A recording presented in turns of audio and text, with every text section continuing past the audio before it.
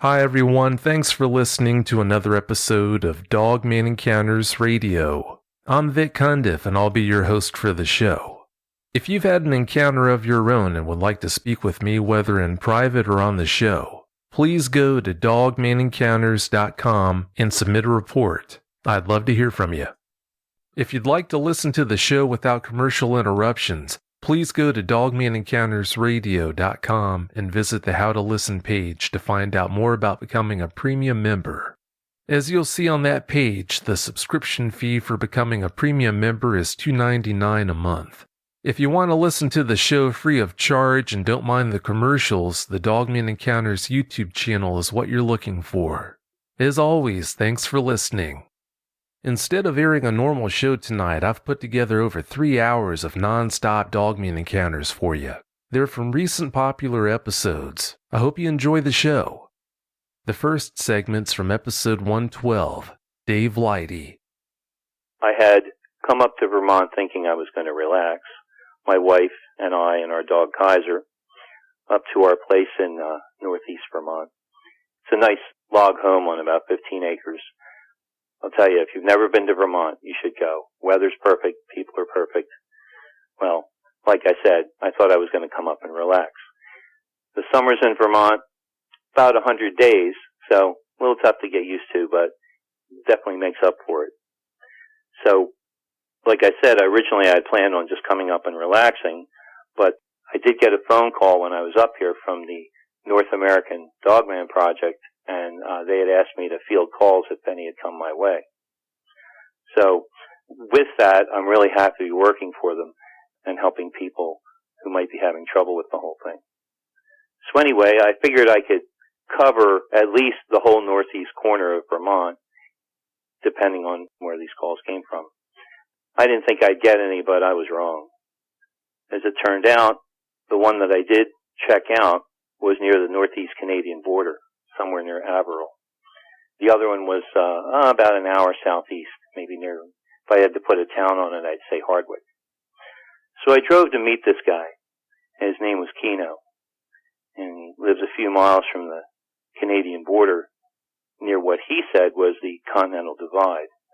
I had no idea that there was such a thing as a Continental Divide in Vermont. Still not quite sure that there is, but that's what people call it up there. When you're up there, at one point, you stand on this ridge line between two lakes, and the river, or the water from the stream, runs in two different directions. One goes east into the one lake, and the other water runs west into the other lake, and they call it the Continental Divide. I don't know what that is. But this guy had a great log home on 53 acres of land. Everything on it was completely off the grid. He had water and wind and solar power. The other thing that really impressed me about his house was that he had an observatory.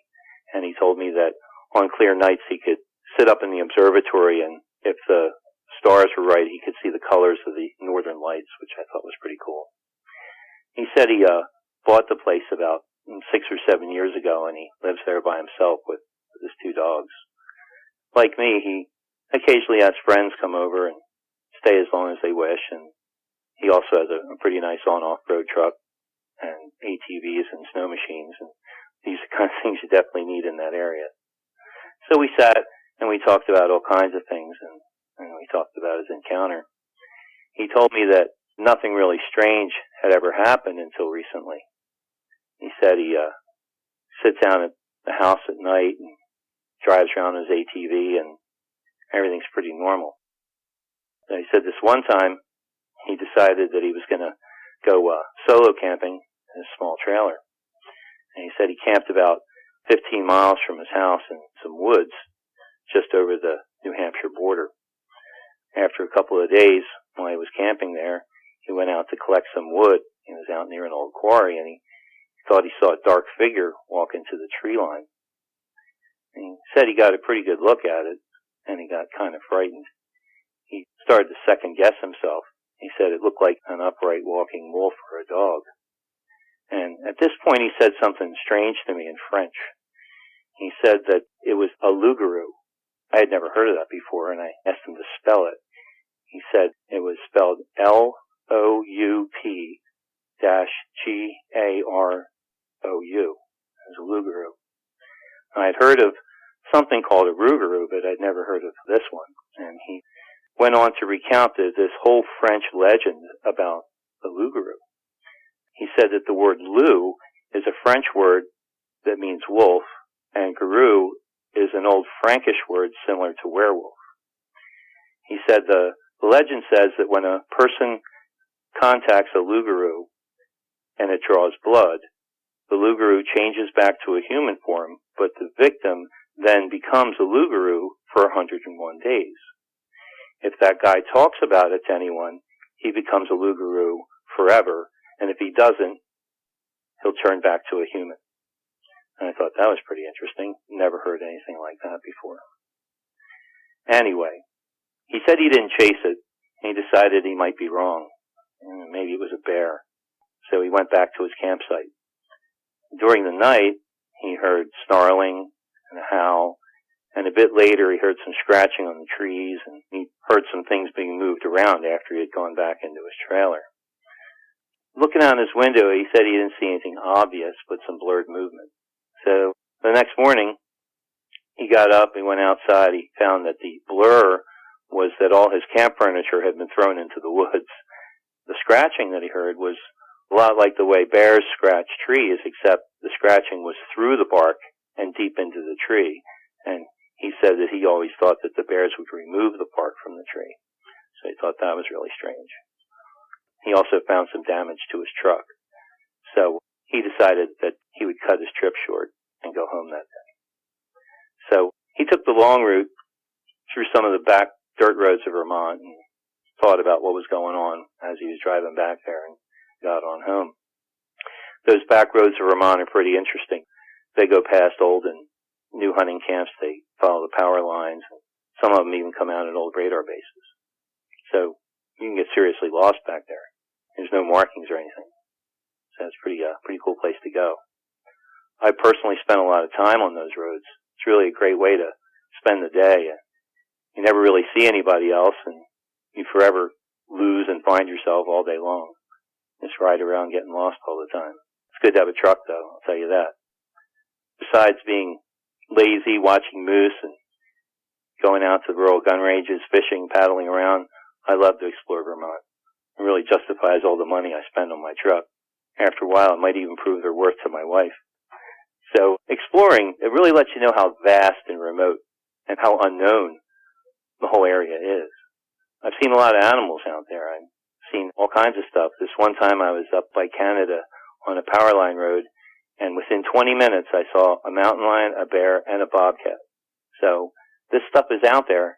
If you're slow and if you're quiet, it'll show itself to you. But it also lets you know how remote you are.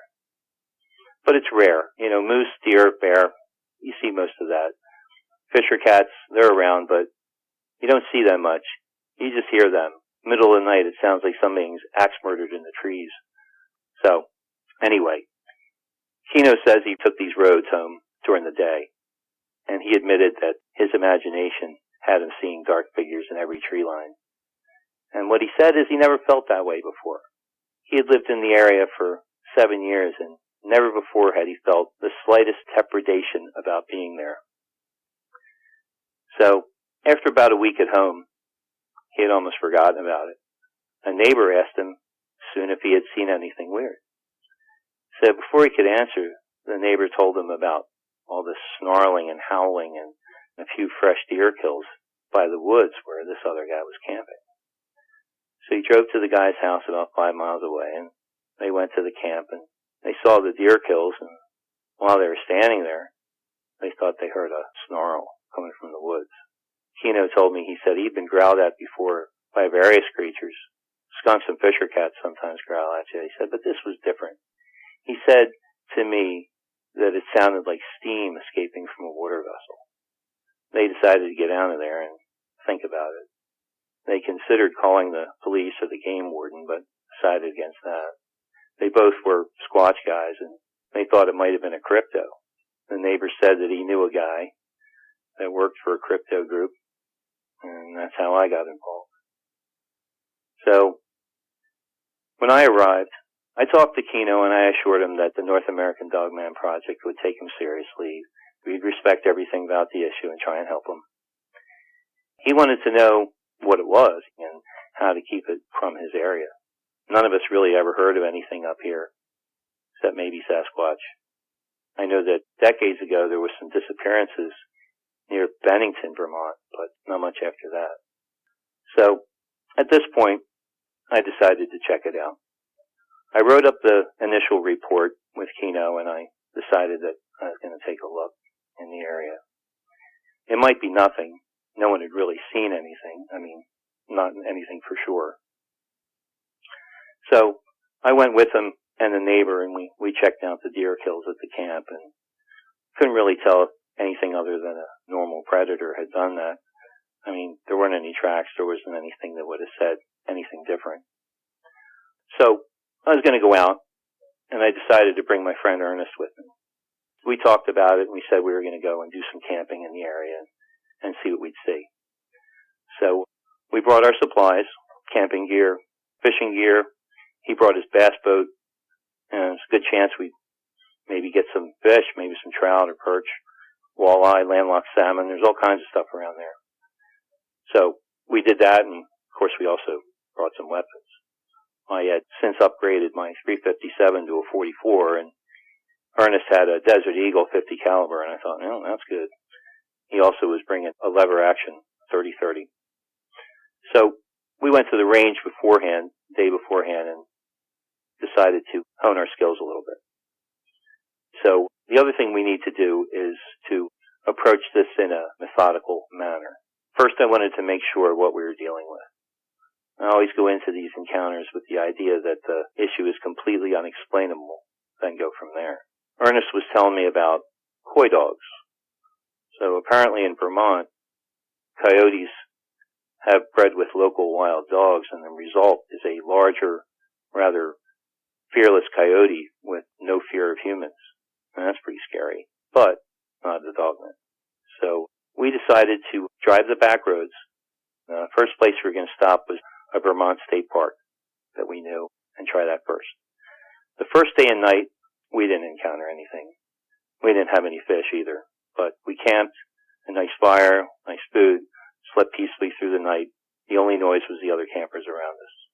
So next morning we broke camp and moved on and camped in the backwoods that I had described before.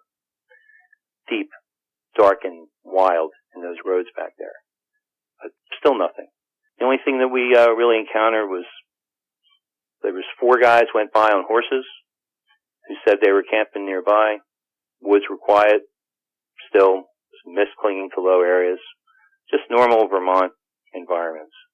The only thing we heard was a couple of night birds, great horned owl, insects, small mammals, stuff you'd expect to hear. So, again, we just had a cooking fire, let it go out. Good night's sleep. Third night, we camped in a cornfield just over the New Hampshire border. And I got to tell you, that was the weirdest camping of my entire life. I had camped all over the place in all kinds of different areas, and I will never camp in another cornfield. I got to tell you that. It was just odd. You're in the middle of the cornfield and nothing around you but corn stalks. And the noise comes from all different areas. The surprise creatures run in and out of the area that you are, and the light filters down in odd ways. You would never think that a cornfield would be that odd, but I got to tell you, never again. So just before we were bedding down for the night for that, well, that's another thing. Are we bedding down for the night or are we sleeping on corn stalks? Well, either way. We were just about to drop off to sleep and we heard one very long, distant howl. That was weird. But again, we dropped off to sleep. So we thought maybe it could have been a coy dog after he was just talking about that and what our conversation was on earlier. But again, we dropped off to sleep. The next day, we broke camp as much as it was, and we traveled off maybe like northeast of the campground we were at, the cornfield we were at. And we were just meandering through the back roads of New Hampshire now. So we found our way to the edge of a decent-sized lake. Ernest called this place the Gore. And I thought that was interesting. And I asked him what that meant. He said that a gore is a place that exists because of a mistake made by a colonial surveyor. He said originally the land was owned by no one, but technically the state had taken control of it, but still it was basically uninhabited. There was something else out here. The place was pretty remote, but it showed signs of recent logging activity. A lot of times a landowner will sell an acre or two of hardwood deep in the woods, clear it, and then replant it. That way the clear cut isn't really noticeable, except from the air. Then after about 20 years or so, it's well on its way to growing back. So I'd say that most of the timber on the East Coast was cut down from wherever it was, virgin forest, over the last 200 years. To say that there's very few old-growth stands anywhere on the East Coast is probably saying something. I know there's pockets. I know there's a great pocket of hemlocks in Pennsylvania, Cook Forest, and there's some other areas that have been reserved, but not many. So this place was old.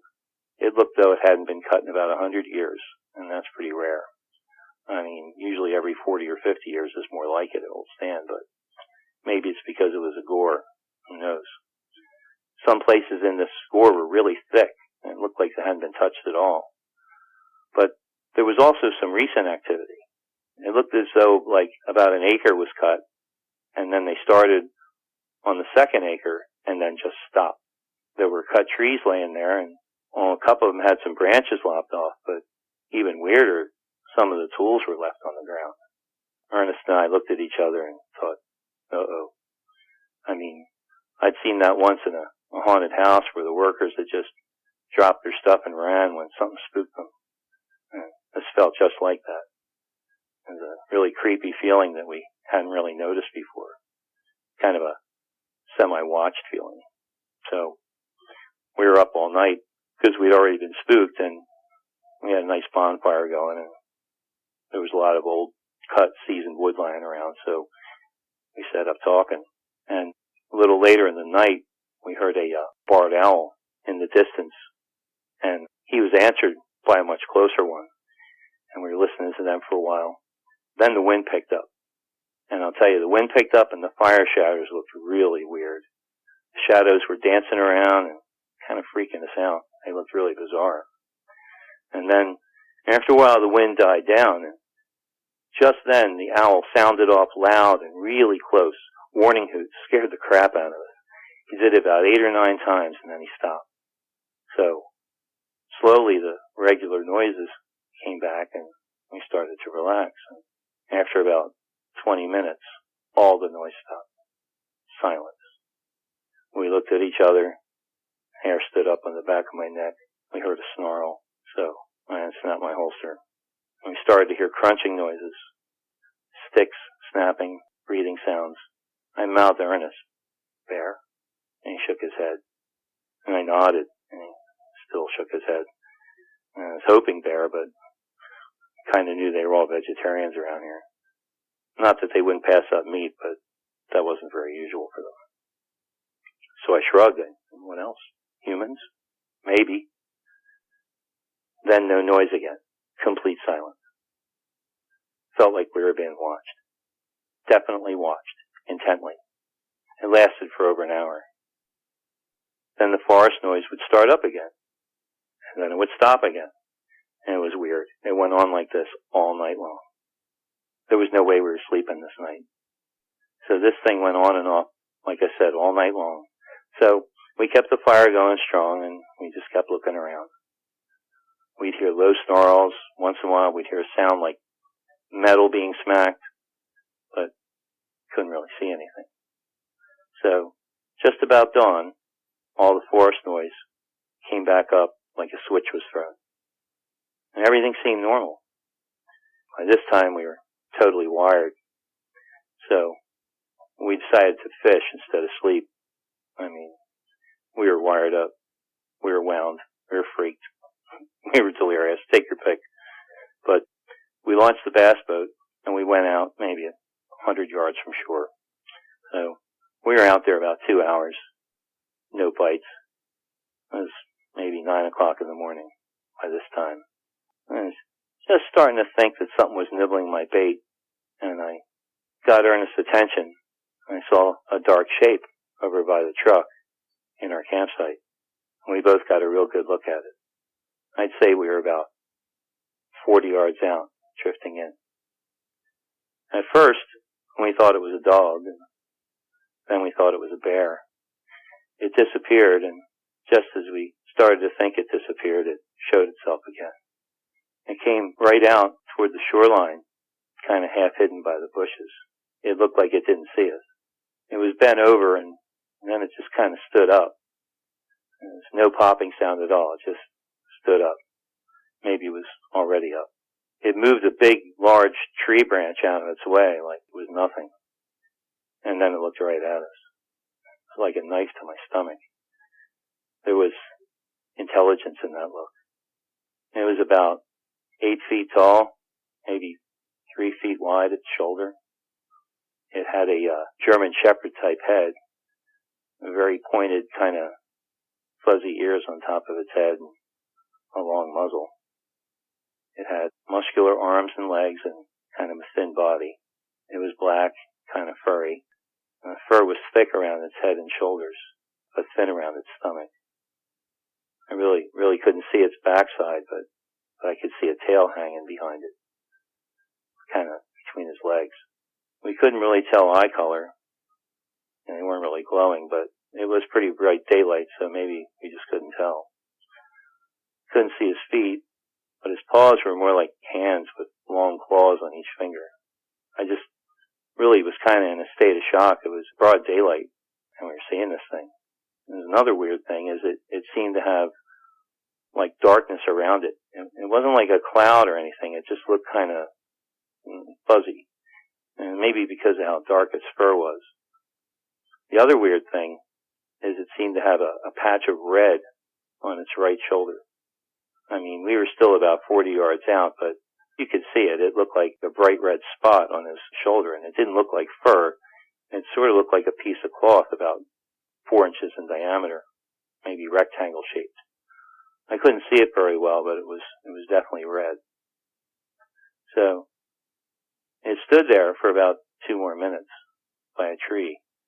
We were looking at it, and it's looking at us. It showed its fangs, made a growling, kind of a gurgling noise, looked both ways, shook a little bit like a dog does, and then just took off running. We thought about staying right there in the boat for the rest of the day. But after a few minutes, we came in.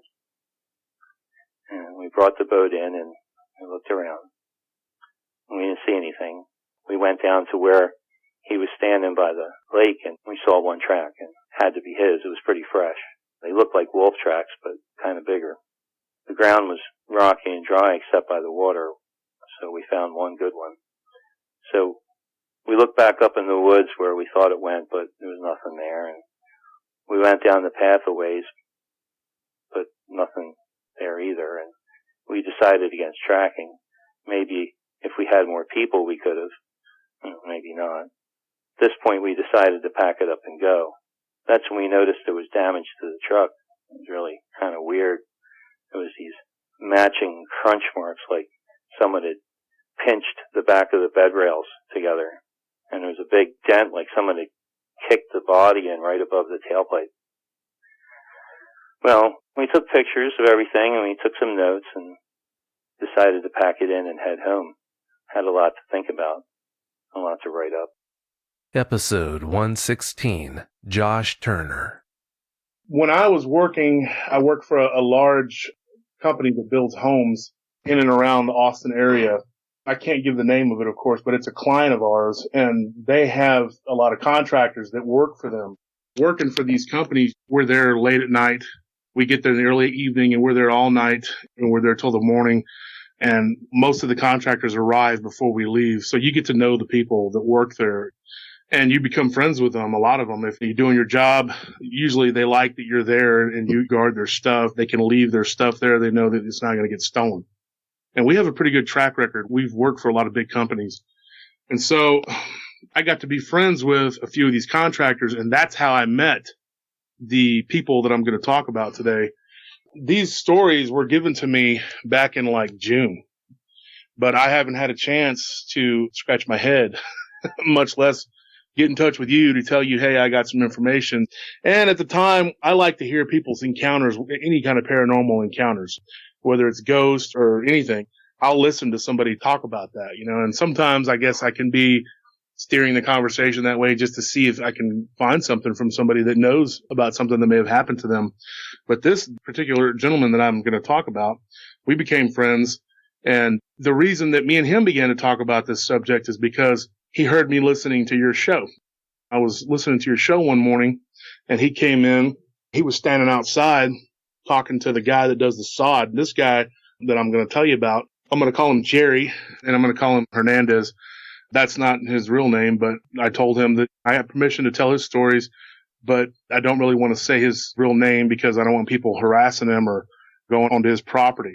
When I was listening to your show, he came up to me and we started talking and your show was playing and I work so much that I have to work out on post. So when I'm out in the post, a lot of times I'll take my kettlebells and my weights and I'll be out there lifting. I usually wait until right before dawn to do it. So I was out there lifting, and it sounds kind of silly, but you have to stay in shape.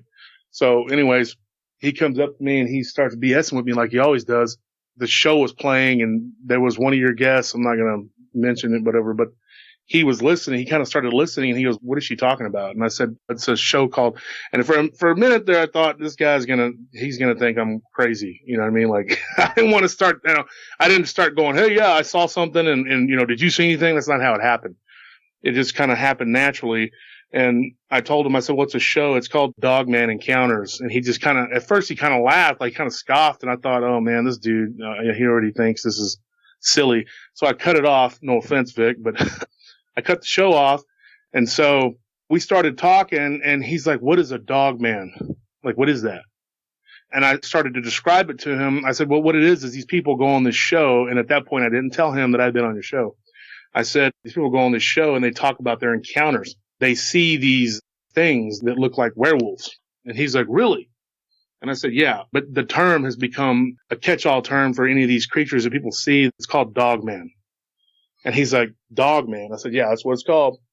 And he was like, well, that's interesting. He's like, now these dogmen, what do they look like? And I said, well, it varies. People see different versions of this, but roughly it's a werewolf. That's what it looks like, a traditional werewolf, something on two legs. At that point, he kind of snapped to, and he was like, holy, I don't want to say the curse word, but holy crap. He goes, we've been seeing these things on my property since I was a kid. And that's when I asked him, I was like, where do you live? And he's like, I live, and he told me, outside of Austin, and I'll give you the town that it's close by to, but that's as far as I'm going to go, near Wimberley. It's out by the Blanco River. It's outside of Wimberley. So anyway, he tells me they had been seeing these things for a long time. And when I asked him to elaborate further, I said, well, have you seen anything? Did you see something? He's like, yeah. He's like, I saw one time, and that was it. He's like, but my family can tell you a lot of different stories about this. Now, his family works with him. He's the foreman for his crew. They install the cabinets and do the counters and all that. And his uncle, his dad's youngest brother, he works with him. And so does his other brother, his younger brother. But they were working on a different site. And that other site I worked at periodically too. Wherever I was needed, I would fill in. Wherever I couldn't put a guard, I would do it myself. So I knew who he was talking about. Now, his younger brother, I'm not going to give his name either. I'm going to call him Robert or Robbie. He had a pretty terrifying encounter. Me and you had discussed that, and I'm going to give the details about that encounter. But first, I wanted to get into what he told me. Now, at that point in time, the conversation just kind of ended. He says, hey, I got to get back to work, but I'll talk to you later.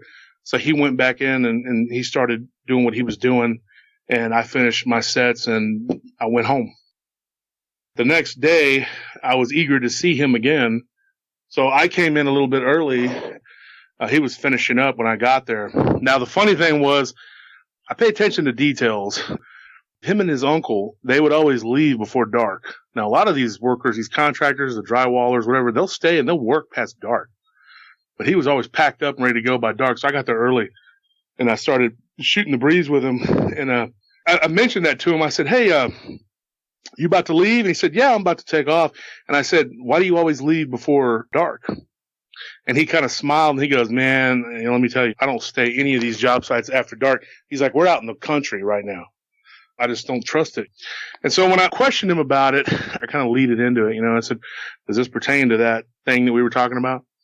And he's like, yeah, I guess. I said, what happened to you? Do you mind telling me? And he kind of looked at me and he goes, man, you think I was crazy. And I said, look, I was listening to that show. I opened up to him and I said, look, I had an encounter myself with one of these things. And he's like, mentiroso, that means liar in Spanish. And I said, no. I said, for real. I said, I'll tell you what happened to me if you have a little bit of time. And he goes, yeah. So he went and sat down the tailgate and we started bull crapping.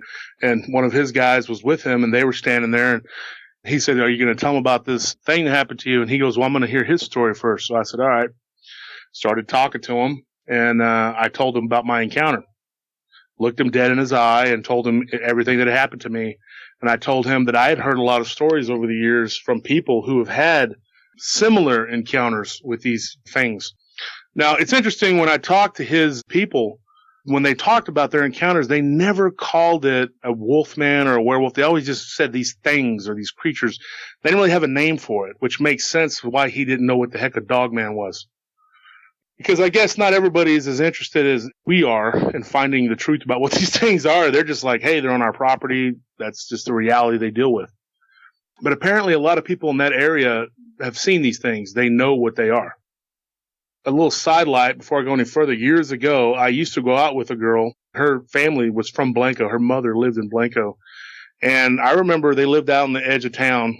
And we went out there a couple times. It was nice. It was like fall. We were out on the porch in the backyard. And right before dark, they just got up and everybody went inside. And I was like, that's kind of odd. And I remember asking her mother, is there a reason why everybody just packed up and went in? She goes, oh, we just don't hang out after dark outside. She's like, there's prowlers. And I'm like, prowlers? I know country folk had always spoke of these supposed prowlers. I've heard all these stories about people that just prowled around, and I thought that was kind of a flimsy excuse. I didn't ask for any explanations. I wasn't going to press her mother and be like, tell me the real reason. But looking back on that, I always thought that was odd. So anyways, I don't know if that has anything to do with this, but it's in the same region. So I'm thinking, who knows? Maybe there is something to this. I know I've heard a lot of stories in that region about ghosts and a lot of different activity. There's a place called Devil's Backbone. It's been on Unsolved Mysteries. Basically, a lot of people talking about their encounters with spirits. So I know that the region is considered haunted, but I had never heard anybody talk about Dogman activity. And of course, to us here in Texas, I think Dogman is probably only about 10-year-old term. It's not really something that people have ever called these things. I know in my hometown, we don't call them Dogman. Anyways, let me get back to this. His encounter was pretty basic. It wasn't real terrifying. There wasn't a lot of drama involved, but it gave him proof that what his uncles and his grandfather and his dad had been saying over the years was legit. It was real. And so what happened was, he said it was the day before Christmas Eve. So I guess this would have been December 23rd. He told me the year too. He said it was 2006. And he said that his little kids were decorating the Christmas tree with some pine cones or something. And his youngest daughter at that time, he said she was like 4 or 5. I can't remember which. And he said his little boy was like 8 or 9. I think he said he was 8. I don't remember the ages exactly. Anyways, he said that the little girl and the little boy were looking out the window, and the little boy says, look, Daddy, a bunny. And he thought, oh, that's odd, a bunny, middle of winter, that's not normal. So he went outside and he looked and he thought maybe there was like a bunny rabbit that had come out of its burrow or something. So anyway, he came outside to look and he looked down and he didn't see anything, and the little girl started crying. He didn't know why she was crying, and to this day, he still says he doesn't really know if it was what she was looking at made her cry, or if it was his expression. You know how little kids will follow the parent and the parent will make an expression and the child will cry or whatever. But he said she started bawling. And so he picked her up, and when he picked her up and he got her right there in his arms, he looked straight ahead. That's when he saw this thing that was halfway behind the tree, and it had his arm around the tree, that it came out from behind the tree. And he said, I saw it clear as day.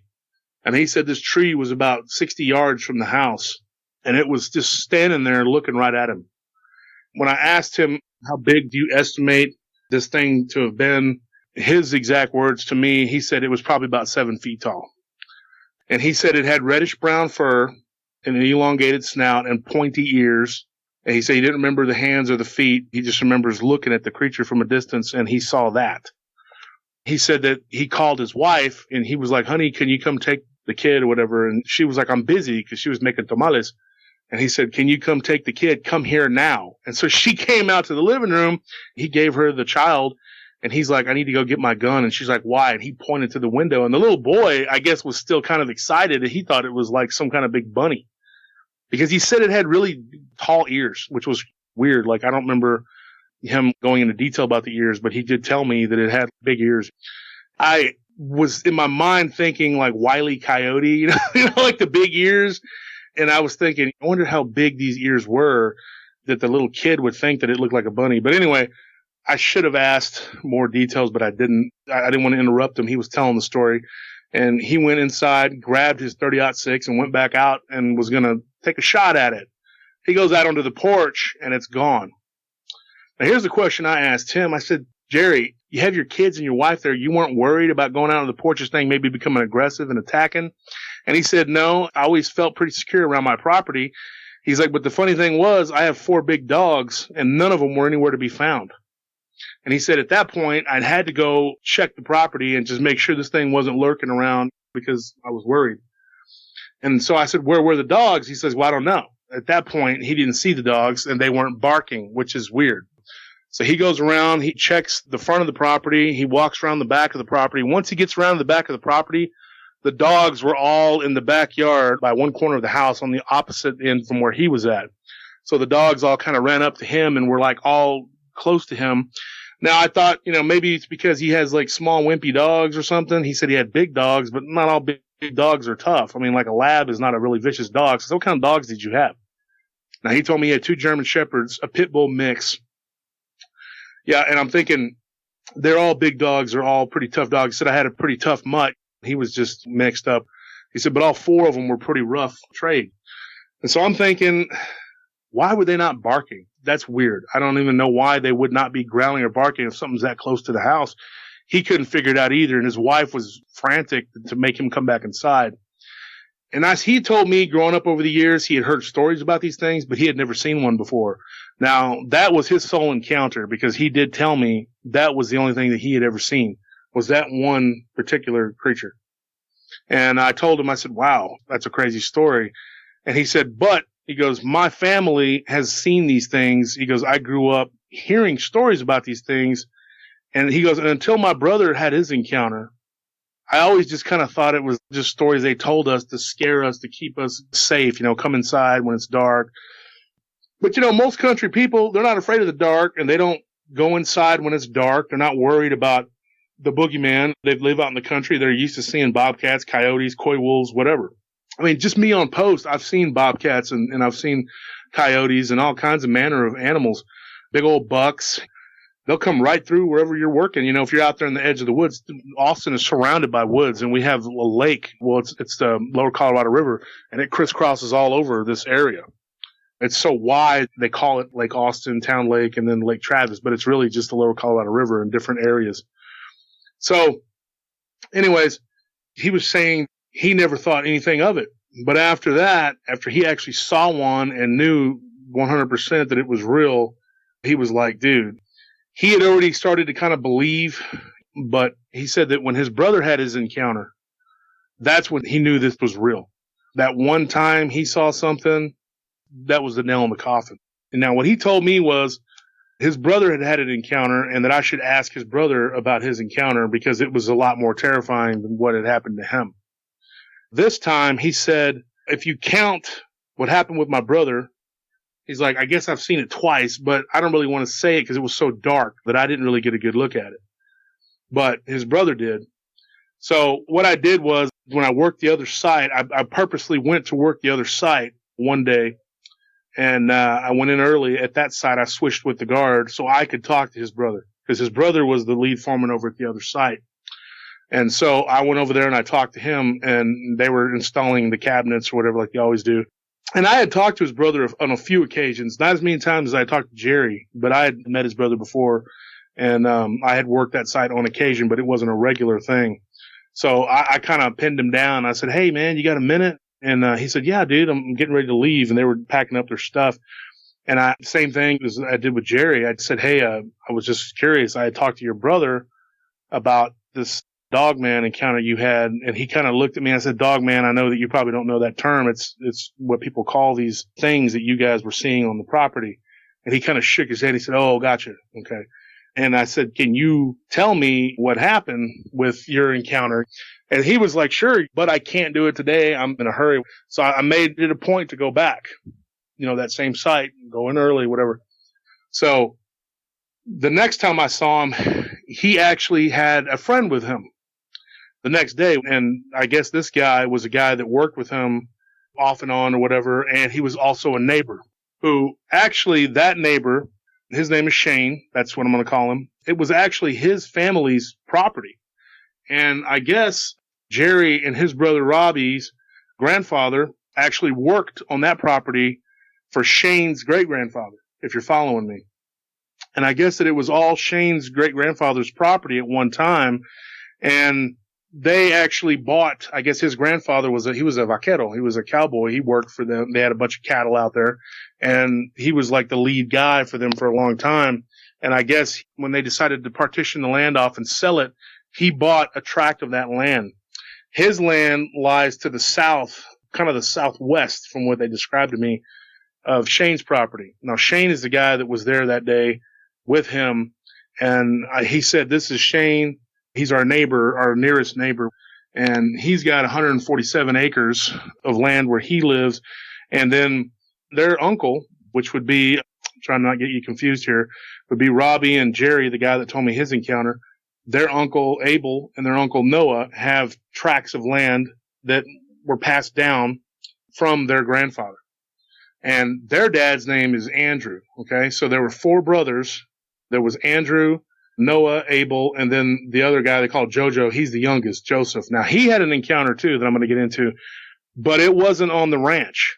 He doesn't live out on the ranch. He lives in Buda. Okay. And a little backstory to him. He was kind of the black sheep of the family. He always kind of made fun of these guys. Like, "Oh yeah, you're seeing these kokoi," and kind of joked about it and thought it was cute and funny to tease them. And he had told them, "Yeah, if I ever see one of these things, I'm going to knock it out. I'm going to do this. I'm going to do that." And they were just like, "Yeah, right." Well, anyways, he worked directly with Jerry over at the first site that I was telling you about. Now, I would see him regularly. And that night, Jerry and his uncle, they showed up over there at the property where I had gone in to work early the second time. And they were all there. They all showed up and they were standing around having a beer, because a lot of times these contractors will do that. And usually I don't allow that, but they're pretty good guys. And we had agreed they were going to tell me the stories. So I had them all there together, and Robbie told me his story. I keep trying to make sure I say that name and not his real name. His story was really scary. What happened to him, and this guy, when he was telling me this story, he looked me right in my eye. I could tell this guy wasn't lying. I mean, I guess it is possible that these guys all got together and conspired to lie to me, maybe thinking I was gullible or something, but I don't believe that. They were very sincere about it, and they were very open and honest about it. And Robbie told me that when he was 17 years old, that he was out on his 4-wheeler riding around on the property. His mother was always very adamant about him coming home on time, and he said that she would always use the excuse of coming home for dinner to get him to come home before dark. And he was the youngest. He was the youngest of Andrew's sons, okay? And that, like I said, is the 4 brothers, and their dad was the one that bought the property. So Jerry and Robbie, and then their brother, Andre, they are all the sons of Andrew. And now Andrew would be the youngest son, or the second to youngest son of those 4 brothers I was telling you about. And those are all the neighbors of Shane. Okay? So if you follow that, okay, I hope everybody can follow that. Okay, so anyways, that's the back, just to let you know. And this property is pretty big. It's well over 1,000 acres of altogether. It's pretty big. So anyways, what these guys were telling me was that each one of them had something like some sort of encounter. So we'll start with Robbie's encounter. He was out on his ATV. He rode out to a stand that they had that they would use to hunt hogs. And in Texas, everybody knows Texas, there's hogs everywhere. We have a problem with hogs. Most counties offer bounties on hogs. If you bring them a tail, like I was telling you, Vic, me and a buddy of mine were in Lockhart, and he was shooting them off of his back porch out on the edge of town. Well, out in the country, but it's still like it's not far out of town. And that's because there's so many. They're just everywhere. They're causing a lot of problems. They're a nuisance animal. So anyways, he was telling me this story, and he said that he was in the stand hunting hogs, and his mother called. And he told her, look, I'm out here in the stand. I'm trying to kill something. He was learning how to bow hunt. So he had his bow with him. Now, he did say he had a pistol, too. So he told me, he said, I'm sitting there with my bow. For the first time, he's like, I really told my mom, look, I'll be home when I'm ready. And she got upset, and he hung up. So he sat there for a couple more hours, and right before it got dark, he said that the sun was already starting to go down in the back, the backdrop, because he was facing the west. He said that there's a lot of trees. It's kind of like a hollow. There's a lot of trees there, and there's like a little clearing. And he said that he saw something, the bushes start to move, and he saw something. He thought that, first he said he thought it dropped down out of a tree. And then he thought, well, that can't be right. But then he said that it was kind of creeping around behind some bushes. And he thought he saw the silhouette of this thing stand up. And then he thought, maybe my eyes are playing tricks on me. But then it was on all fours again. And he thought, is this a bear? And then he thought, no way, there's no bears out here, And so he had some binoculars. He said, so he lifted up the binoculars and he looked, and he said he saw like what looked like an ear, like a canine ear. That's the first thing he told me. What his exact words were, a wolf's ear, but I'm assuming canine, whatever. And so he said it looked like a wolf. And he said that it went through his mind that it could be something, but then he thought there's coy wolves. Maybe that's what it is. At that time, people didn't know what a coy wolf was. These really large coyotes that look like wolves, but now we know that they're coy wolves. They're a hybrid that have reached all the way down here to Texas. So anyway, he thought, I'm going to take a shot at this thing, but it never would come out into the clearing. So he's like, me being stupid and young, I whistled at it to see if it would respond and come out into the clearing so I could take a shot at it. And he said when he did this thing, it came out into the clearing, but it stood up on two legs. And he said literally when this thing stood out in front of him, and I asked him, I said, what was the distance from you to that thing? He said it was probably, at first he said that it was about 100 yards. That's what he said at first. And then I said 100 yards. It was that far. And then he started estimating, and he said, no, it couldn't have been about 100. It could have been about 75 yards. So I'm going to assume that it was probably a pretty good distance at that point, that he had to look at it with binoculars. Maybe that's somewhere between 75 and 100 yards. That's the best distance that he could come up with, best I could come up with. And I asked him, I said, well, you've been out to that spot before, right? And he said, yeah. And I said, well, you've been out there since? And he said, no. He had never gone back out there to relive that and to see, where that, he said, I never even go to that part of the property ever. Now, this place where he was at was in the middle property. Like I said, their property is on the furthest south end of this whole tract of what used to be the Hitchens Ranch. Now, Hitchens is not their real last name. That's why but that's Shane's property. Now, that was his great-grandfather had bought that land and cleared it out, and they used it to raise cattle and sheep. Well, sheep on one side, cattle on the other.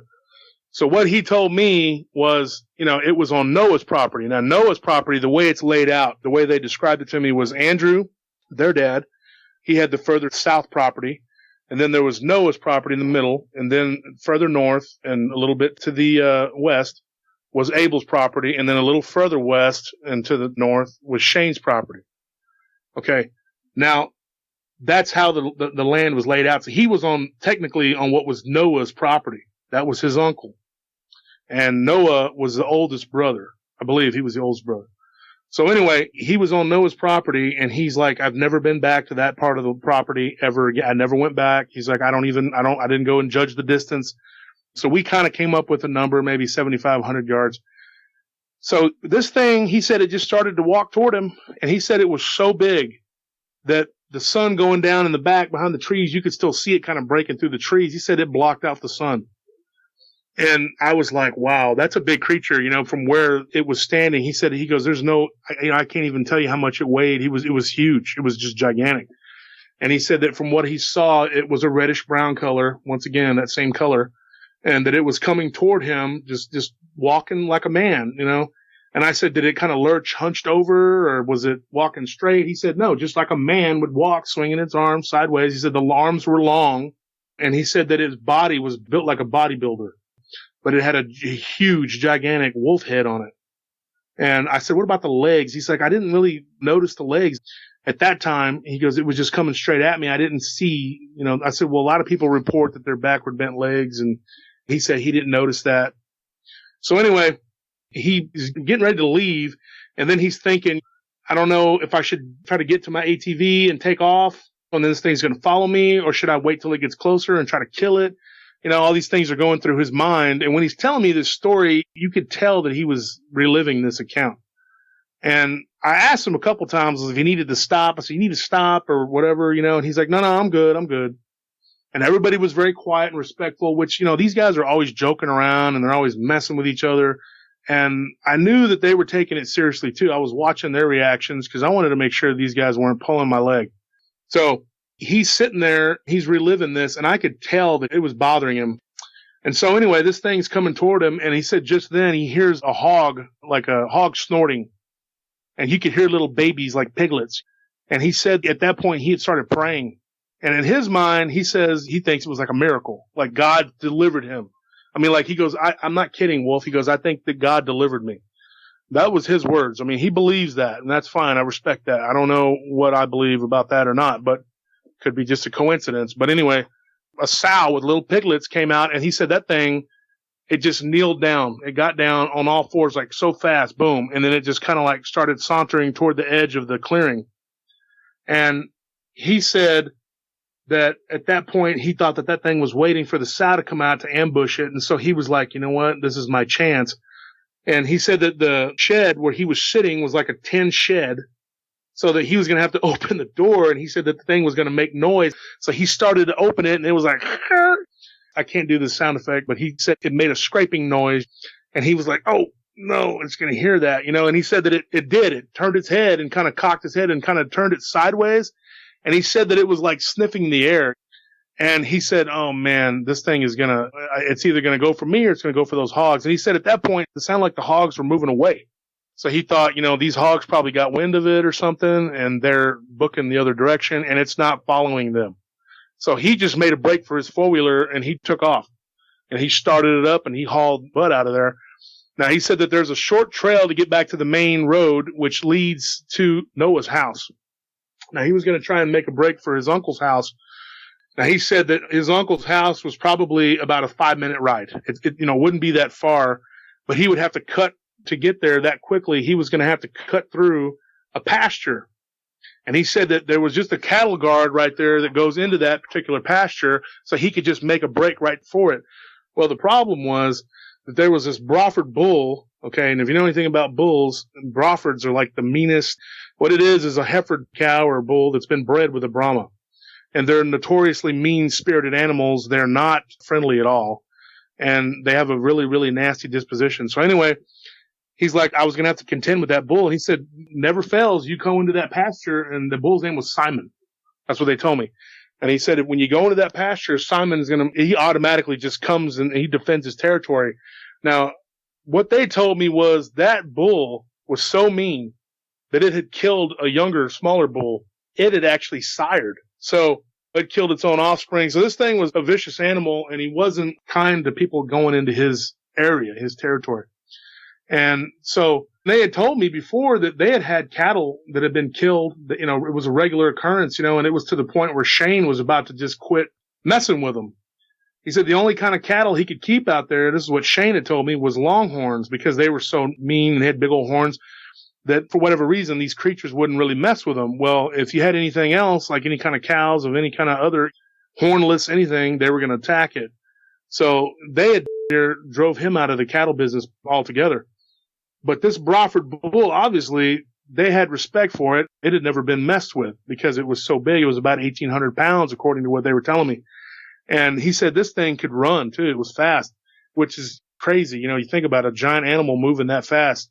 Well, this thing made a beeline for him, and I see that thing coming out onto the main road, and it's following me. He's like, it is behind me, and he goes, and when I crossed over the cattle guard and I hugged I just went and I went straight to the fence line as far away as I could from Simon.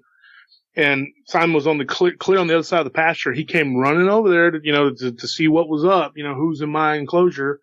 And he just said, I'm going to try and make it as fast as I can to the back fence. Well, he said the problem was that there were all these divots and holes in that ground where he was riding.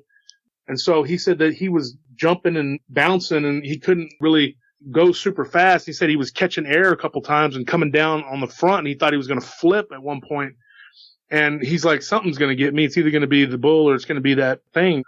And he's going over in his mind, like, which way do I want to die? Do I want to be gored to death or do I want to be eaten? So this is going on in this kid's head. He's 17 years old. It's got to be a traumatizing experience. So he said he's trying to go as fast as he can, but he's still trying to control this ATV. And when he gets to a certain point, he sees that the bull is going to meet him at some point. And he said his only chance was to get off of that ATV and try to hop over a barbed wire fence that was reinforced with an electrical fence. So he was going to get messed up. So he was like, I can try to open the gate, but I'd have to undo it and all that. And he said that there was no way that he was going to be able to get through that. So he decided to just jump off the ATV. He said it was like he had slowed down as much as he could. He just kind of jumped and hopped up a tree. He climbed up a tree. He said there was like a mid-sized oak tree, and he climbed up it, and no sooner he got halfway up, that bull was right at the base of it. So he goes, I'm looking down, and I got this bull at the base of this tree, and he goes, I don't know what to do. And he said, and I looked off in the distance, and he goes, and I could see that thing, the way he described it, which was the Dogman. And he said that it had flattened itself onto the ground, and it was like you could see its back. And you could kind of see the top of the head or whatever. And he said that it was laying down, hiding in the grass at the front of the pasture. So this thing was not going to contend with that bull. I guess it just wasn't going to do it. And he said that it just sat there. And he said this thing was big, really big. So that bull must have been really nasty for that thing to not try to even, whatever.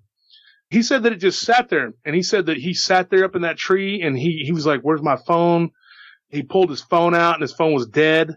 So there was no calling for help. There was no nothing, and he was like, I don't know what I could do. There's nothing I could do. I was just stuck. I'm just sitting in this tree. And he goes, and I had told my mom basically to pound salt. So he goes, I figured nobody was coming to look for me because, they were just going to let me do what I wanted. And he said, I kept regretting telling her, she goes, I should have just left when she called me. He kept telling me that. So anyways, he's sitting up in this tree, and he says finally it gets dark. The bull's still at the base of the tree, and that thing is still crouched down, sitting there just waiting for him. And so he figured, if this bull gets tired and moves away from the tree, then I can get out of here. I can jump the fence maybe, and then that thing's probably going to come after me. And he's like, can I make it to the house? These things are going through his head. So finally, at this point, he goes, I saw some headlights coming down the road. And that's when his brother kind of jumped in. And Jerry tells me, he goes, yeah, my mom had come and got us, and we were working on my brother's truck. And they told us to go find your little brother because it's past dark and he hadn't come in yet. And so they were worried about him.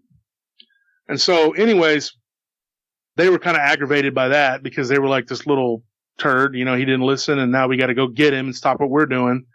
So they went out there to go fetch him or whatever. But the dad wasn't there, I guess. And from what they said, their dad was in town. He was with their little sister or whatever getting groceries, and their truck was not running. So they had to walk over to Noah's property. And when they got to the house, they told Noah what happened. They got in his old truck. They went down the dirt road, and they had a big spotlight looking for him. They looked everywhere. They went into the hollow. They didn't see him. They went all over the property. They went into Abel's property, and finally they came back down the opposite way. And that's when they saw Robbie was yelling at him, and they shined the light and they saw the ATV sitting there. At this point, it had ran out of gas. He didn't even turn it off. He said it just ran out of gas. And that's when they pulled into the pasture. Robbie tells me they should have seen this thing there on the corner of the pasture, crouched down in the grass. He goes, but they drove right by it and they didn't see it. And none of them said that they saw it. So this thing was hiding pretty well. Robbie knew it was there, and he was yelling at him. So this thing is right there. You know, they drive right by it, literally. And he's waving at them. There's something there, you know. And when they pulled up, now this bull, usually there's always at least one person that can handle him. Noah had raised this bull since he was a baby, since it was a calf. So Noah told him, stay in the truck. He got out and he got the bull to back off, and he walked it off to the other side of the pasture. And I guess he did something. I don't know. He put it somewhere. They didn't elaborate on that. But anyway, the first guy out of the truck was his oldest brother, Andre. He gets out of the truck and he's like, come on, dude, get down. And Robbie says, there's a thing sitting there in the corner of the pasture. It chased me into this enclosure. Because they were asking him, why are you in this enclosure? You know, and he's like, this thing is right there. And they're like, what thing? We don't see anything. So they start shining the flashlight, you know, in that area where he's claiming that he's seeing something. And Jerry said, he goes, I was just standing there. I didn't know what to think one way or the other. But he goes, Andre decided to be, because he's always kind of like a bully. The way they described him, he's kind of a bully. So he was like, oh, whatever, dude. It's the Kukui. He's out there in the yeah, right. Okay, whatever. And he said, it's right there. And so when he gets down, he points at it and he shines the light right on it. And he goes, that's a dirt mound. And so he goes, it's a dirt mound. He starts walking toward it. And he goes, let me prove it to you. He goes, there's nothing there. So Robbie and his older, and Jerry are looking at each other. You know, he's like, we looked at each other and kind of shrugged our shoulders like, go ahead, whatever. You're going to walk right up on it. And they're telling him, at this point, Jerry's even telling him, hey, man, come on, dude. You don't know what that is. Because, you know, like I said, he had seen one. So who knows, dude? This thing is there, you know. So anyways, this part was really crazy. Andre gets right up to the thing, about 15 yards away from it. He turns around. He goes, I don't see.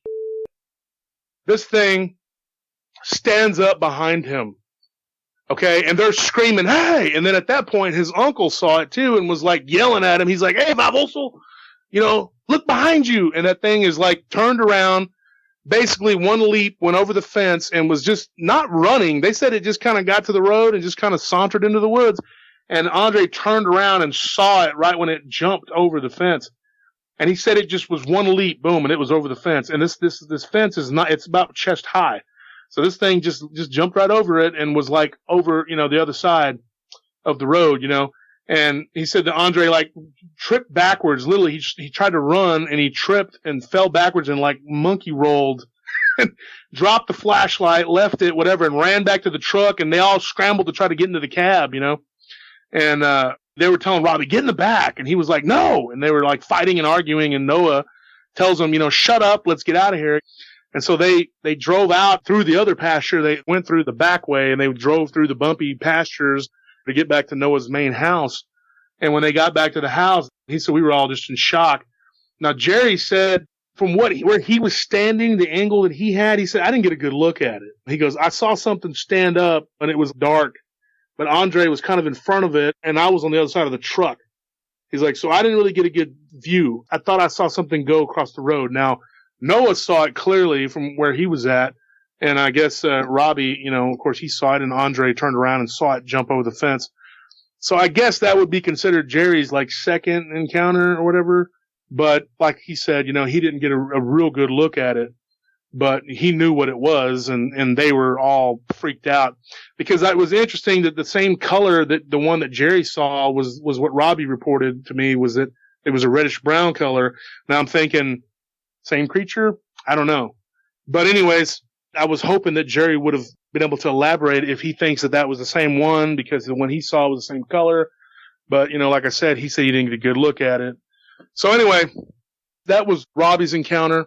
Robbie said he never had another encounter beyond that, but I'm sure that's enough for anybody. I don't think he's going to want to have another. And he said he wasn't going back out to Noah's property for nothing. So that was the end of that. So anyways, the other encounter that I was going to talk about, now this was their neighbor Shane. Now Shane is there and he's a real country dude. So I'm going to try to use my own words to describe what happened to him. Now his encounter involved him being on horseback. And that was really interesting to me. And I said, now what happened to you? And that was when I just kind of went around the horn and I said, hey, can you tell me? And he's like, well, what happened to me? He's like, first of all, he said, these things have been on my property for a long time. So he had heard stories about them, from all the way back to his grandfather and his great aunt had an encounter. And he said, now this is what happened to me. Now he claims that he was on, and like I said, this is their stories, not mine. I'm not, if you think these are lies, it's, this is what they told me. Okay. I can't testify to the veracity of this because I was not a witness to any of these events. All right. So don't shoot the messenger, but this is what he said. Now this story is really crazy. Like he said that he was on horseback one day with his wife, and the horse that she was on began to rear and kind of buck a little bit. And it was like they were on this trail. Now, the trail they were on is like literally the boundary between Abel's property and his. Now, like I said, Abel's property is the furthest north of the brothers, of the Hernandez family brother. Not their real name. But anyways, what Shane told me was that her horse kind of started to rear, and he said, we have several horses. And he said that had never happened before, and he thought a snake. So he looked down, he didn't see anything, and the horse just wouldn't go any further, and it started getting real ornery. So he said, you know what? Let's just go back in, So they took the horses back in, and they put them back in the corral, whatever. And they put them back up in the barn. And he said that was just unusual. That had never happened before. So he said he thought that there might have been something there. Now, he said a few days after that, he went out for a trot around the property on his horse, the same one he had that same day, that didn't react the way the other horse had. Now, he said this was a really seasoned mare. He'd been on this horse a lot, and he was out for a trot with that horse and checking his property. He said he got around to that same spot in the trail, and his horse started to act kind of funny and whatever, and he was like, whoa, whoa.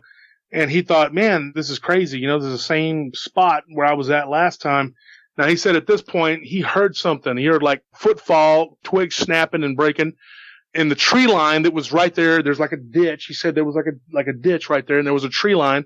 He heard twigs and things snapping and breaking, and he thought, what the heck is that?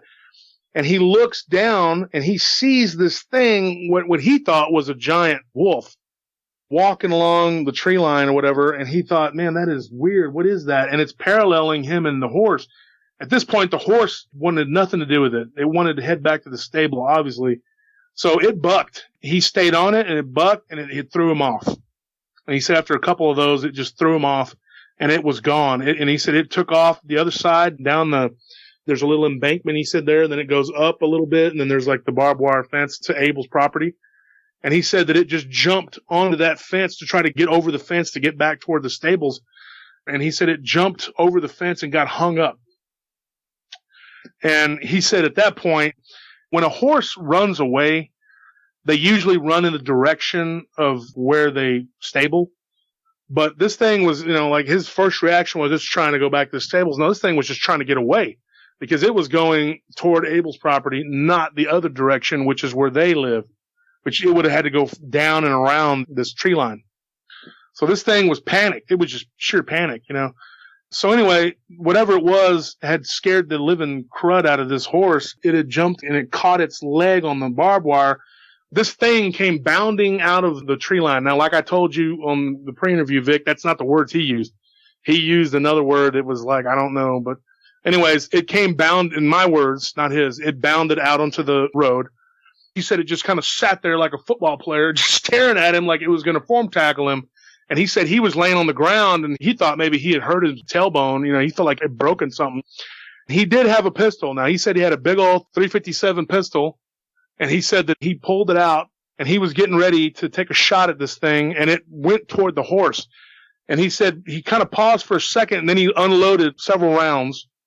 He stood up, and he was still kind of in shock, and he was walking backwards. And he said that from what he saw, the thing had stopped. The horse had gotten loose and was running across the pasture into Abel's property. And he said that this thing stopped when he fired the shots. Now, he don't know if he hit it or not, but he said he fired several rounds, and it all happened so fast it was like a blur, in his words. And he said that he leveled the gun at it, and when he did, it crouched down and was snarling and growling and snapping, but it didn't lunge at him. And he said his boot was halfway off and he was trying to get his foot in his boot. Now, when he was telling me this story, he was very animated and he was giving me all these physical gestures and I could get into what he was saying. You know what I mean? At one point, he even kind of was like on the ground, like showing me, you know. So anyway, this guy's giving me this real descriptive physical description of what was going on. I wish I could relay it the way he was telling me, but I'm doing the best I can. And he said that he was trying to get his boot on, you know, and he said that, you know, his arm was all skinned up and he had rocks in his arm, whatever. And he leveled his gun at this thing again to try to, because it was creeping toward him. And he said that it would start to stand up. He would point the gun at it and it would get back down. So that tells me that this thing is cognizant of what that gun is, what it's capable of, what it does. It knew that this thing produces pain, you know? So anyway, his words were, this knew what a gun was. You know, it knew what my pistol was. And so he's like, I'm backing up. And finally I just take off running. And he said that he looked back and the thing didn't follow him. Like it didn't come bounding down the road at him. He said it didn't follow him at all. And he ran and he said that the closest to property that he was Abel's house. So he ran over to Abel's house and was like banging on the door and like, hey, you know, and he said that they took him to the hospital. He had a hairline fracture in his lower back, a couple vertebrae, whatever. I think he said he broke a couple toes and his arm was all tore up. But he said when the horse got back to the stable, it made its way back to the house. Horses are smart. They know where to go. That his wife said that the back leg was all tore up. Poor thing was just, it had ripped the leg up pretty bad. Apparently, though, she recovered. Now, here's what's really interesting. He said he didn't see this thing attack the horse. But like he said, it happened so fast, it was like a blur. But there was a really long gash on the right flank of the horse, which would have been the opposite of the way that the horse was facing him from what he was telling me. He don't know how that got there. He said unless this thing was just lightning fast enough to like take a swipe at it and he didn't see it, and then it got back onto the road when he started firing. Because when he said he started shooting, it was just, that was it. It just, you know, that thing was focused on him. So anyways, this incident he told me about, and I asked him, I said, were there any other incidents involving you? Did anything else happen? He said, no. He said, now my little brother Cody, he has about 10 acres that are basically on the Hitchens property. The way they described Cody, and I ain't met the kid, that's the youngest brother, and he's got another brother that lives in Giddings. But the way that it was described to me by the Hernandez brothers and by Shane was that he's kind of a hardhead and that he apparently has seen these things 3 different times. One time with his wife, they went out to check because the chickens had been getting harassed and they heard all this noise, and that he saw one. This is the only story that they relayed to me that was about Cody, the younger brother of Shane. And like I said, he lives in a little bottom right there that's literally on Shane's property. You know, he just kind of gave him a spot or whatever. So anyway, he said that his little brother had gone out there, and he said the way they've described him is he's kind of a hardhead. So he goes out there and he said that this thing was sitting there by the chicken coop, chowing down on chickens and eggs, and it lifted up its head and it had egg yolk on its face. So it was eating eggs, and I guess it had killed all the chickens. And so he was just infuriated. So Cody, instead of being afraid, like most people would be like, holy crap, you know, his wife freaks out and she runs back to the house. He runs back in there and he's like, I'm going to kill this. So he goes in there and he grabs his 22-250 or whatever and runs. Well, that's, you know, a deer rifle. They said a deer rifle. I'm assuming that's what it was. I don't know. But anyway, he runs back out, you know, and he's going to shoot it.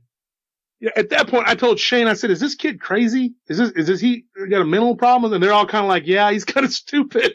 And I'm just like, that is insane. Like, I would not go back out and try to shoot something that's just right. You know, it'd just, you know, slaughtered your animals. I understand. And he's angry.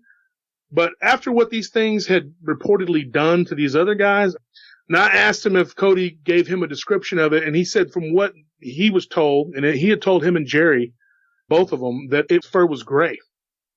And he remembers that. He said it looked just like a timber wolf. That's weird. And he said, but it had these weird backward bent legs, and it was crouched down, and it had weird looking hands. That tells me, yeah, that's the telltale signs of a dogman, and that's probably what it was. But that the fur was a different color altogether, not the reddish brown color of the ones that they had encountered. This one was gray. So to me, there's definitely a population there. In my mind, that's what I'm thinking. There's a population there. It's not just one critter that's running around terrorizing these people. It's more than one. Now, there's another story that was told to me when I pushed him a little further. I told Shane, I said, you said that there were some stories growing up that you had heard. He said, well, one of the funniest ones in particular was there was a door-to-door salesman that had come out onto the property to sell, I guess, tractor supplies or something. I guess back in the day, these people would go door to door and they would try to get these country folk to buy stuff. I don't know. Anyway, he said it was a salesman, and he said he came hauling up the gravel road to the house. Now, this happened on his Aunt Myrtle's property, which is now part of, I guess, the north part of the Hitchens property. That's where her place was. But that would be his grandfather's sister, from what he told me. And she had a husband that lived on the property. And apparently, he wasn't a very nice guy. He was a drunk, and he had beat her, and he was pretty mean. And ultimately, he disappeared. Apparently, like he went out one day and just never came back. And they don't know what happened to him. Now, who knows? I know that he had mentioned that his grandfather and them didn't like the guy. And then, of course, there was an investigation. They never found a body. Maybe the Dogman got him. I don't know the whole story, but I know that one time this salesman came up the road and he was honking the horn, and they come out and they're like, who is this guy? What do you want? You know, this is broad daylight. And the guy says, you know, I was going to try and sell you some supplies, but I just would like an escort off of your property. And he's like, what are you talking about? He goes, when I drove through, I just saw something run across the road that looked like it weighed 800 pounds and it was hairy. Can you please just get me off this property? And so the dude was like, you know, they're looking at each other like, is this guy crazy? Well, the thing was, his Aunt Myrtle had told her husband that she had had a problem when she was younger, that she had seen these things. And apparently this uncle of theirs this guy she had married, he had seen them too, but he was like one of those people that was in denial about it. And he had all kinds of explanations about it, like people that have, you know, there'll be a haunting or something, and one person will be like, well, I saw this, and the other person's like, I just saw shadows. I don't know what that was. You know what I mean? So apparently, I guess from what I could deduce, that's what this guy was a real, just a diehard. He wasn't gonna, so and like I said, he drank and he hit her, so who knows what kind of person he was other than just a villain, I guess. So anyways, he told the guy, he's like, well, I ain't gonna do for you, you know, and she's like, oh, come on, Hank, or whatever, you know, whatever his name was, something like that. And she's like, just give him an escort out of here. So he got in his truck and followed him out, and they just thought that was crazy. So she told him, her husband, that they had stuff going on that property since she was a girl. Now, the one story that sticks out in the mind of Shane, what he told me was his Aunt Myrtle had told him that one day she was out chopping firewood with her brother being his grandfather. Now, he said that when she was out there chopping the firewood or whatever, that the brother just, I guess his grandfather, and this was a story that was relayed to him by his great aunt, that her brother, his grandfather, his name is Amos, grabbed her and said, let's go inside now. And she was like, why? What? And she said, don't look back, just let's go. He started pushing her, and she's like, stop pushing me. You know, she's getting upset. And he just yanks her and starts pulling her in.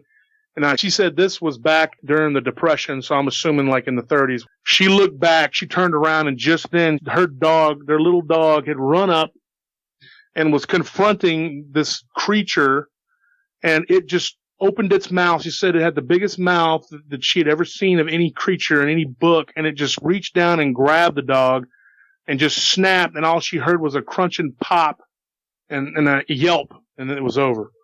I guess the dog was covering their retreat, and it paid for it with its life.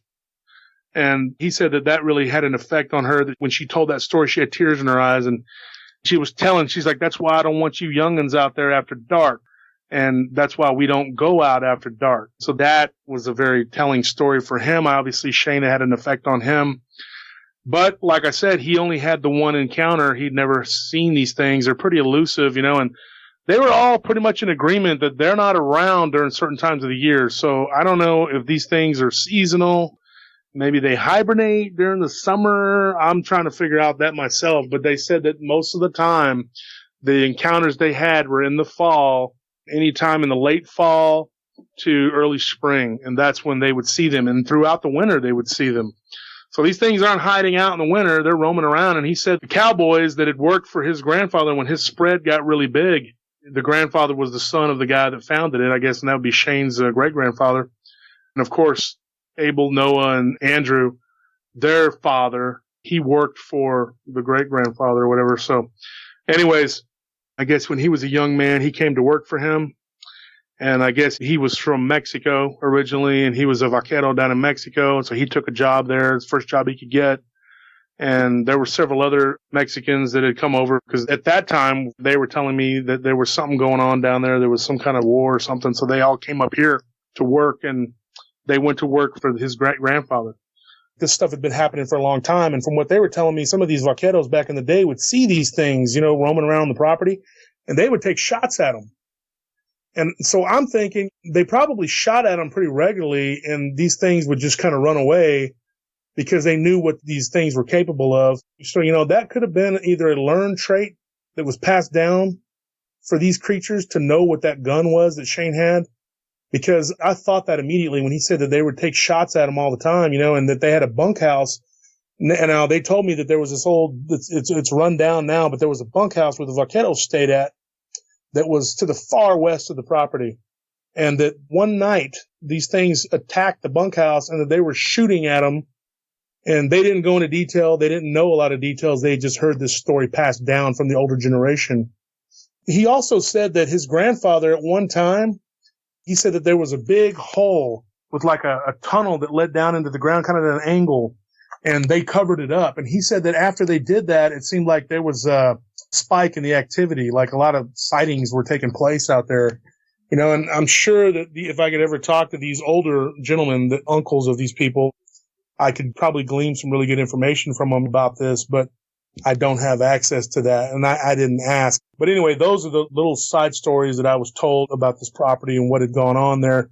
And now the last encounter of this family, of the Hernandez family, was a brother. That's Jojo. Now, he's a real character. I like him. He's a good dude. I really like him a lot. He's funny. He was kind of the black sheep. He was the youngest of the four brothers. Abel, Noah, and Andre are his older brothers. Now, Jojo, he's kind of a joker, man. He likes to joke around. He's all tattooed up. Now, he did a stint in prison.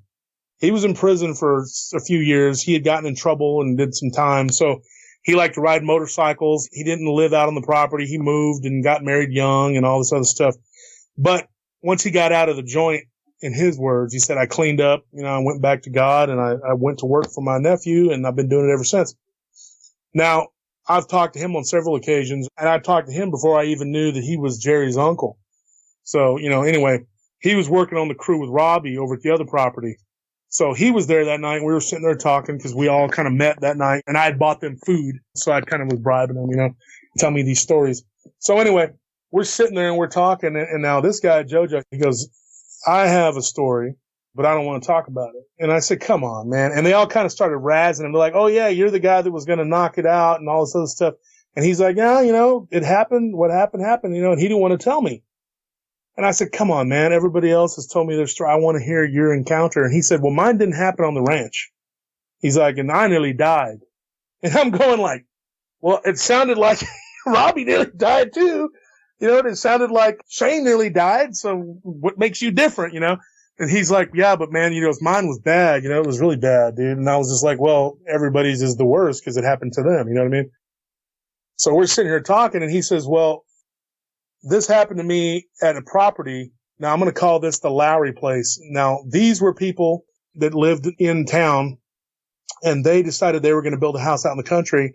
Apparently this guy was somebody that they knew from school, that they had gone to school with. They all knew. They played football together. Anyway, we're going to call it the Lowry place. I'm not going to give you the last name because I don't know these people at all. This is secondhand from somebody else. So anyways, they were installing the cabinets for them. They had built a big old house right there about 5 miles out of town.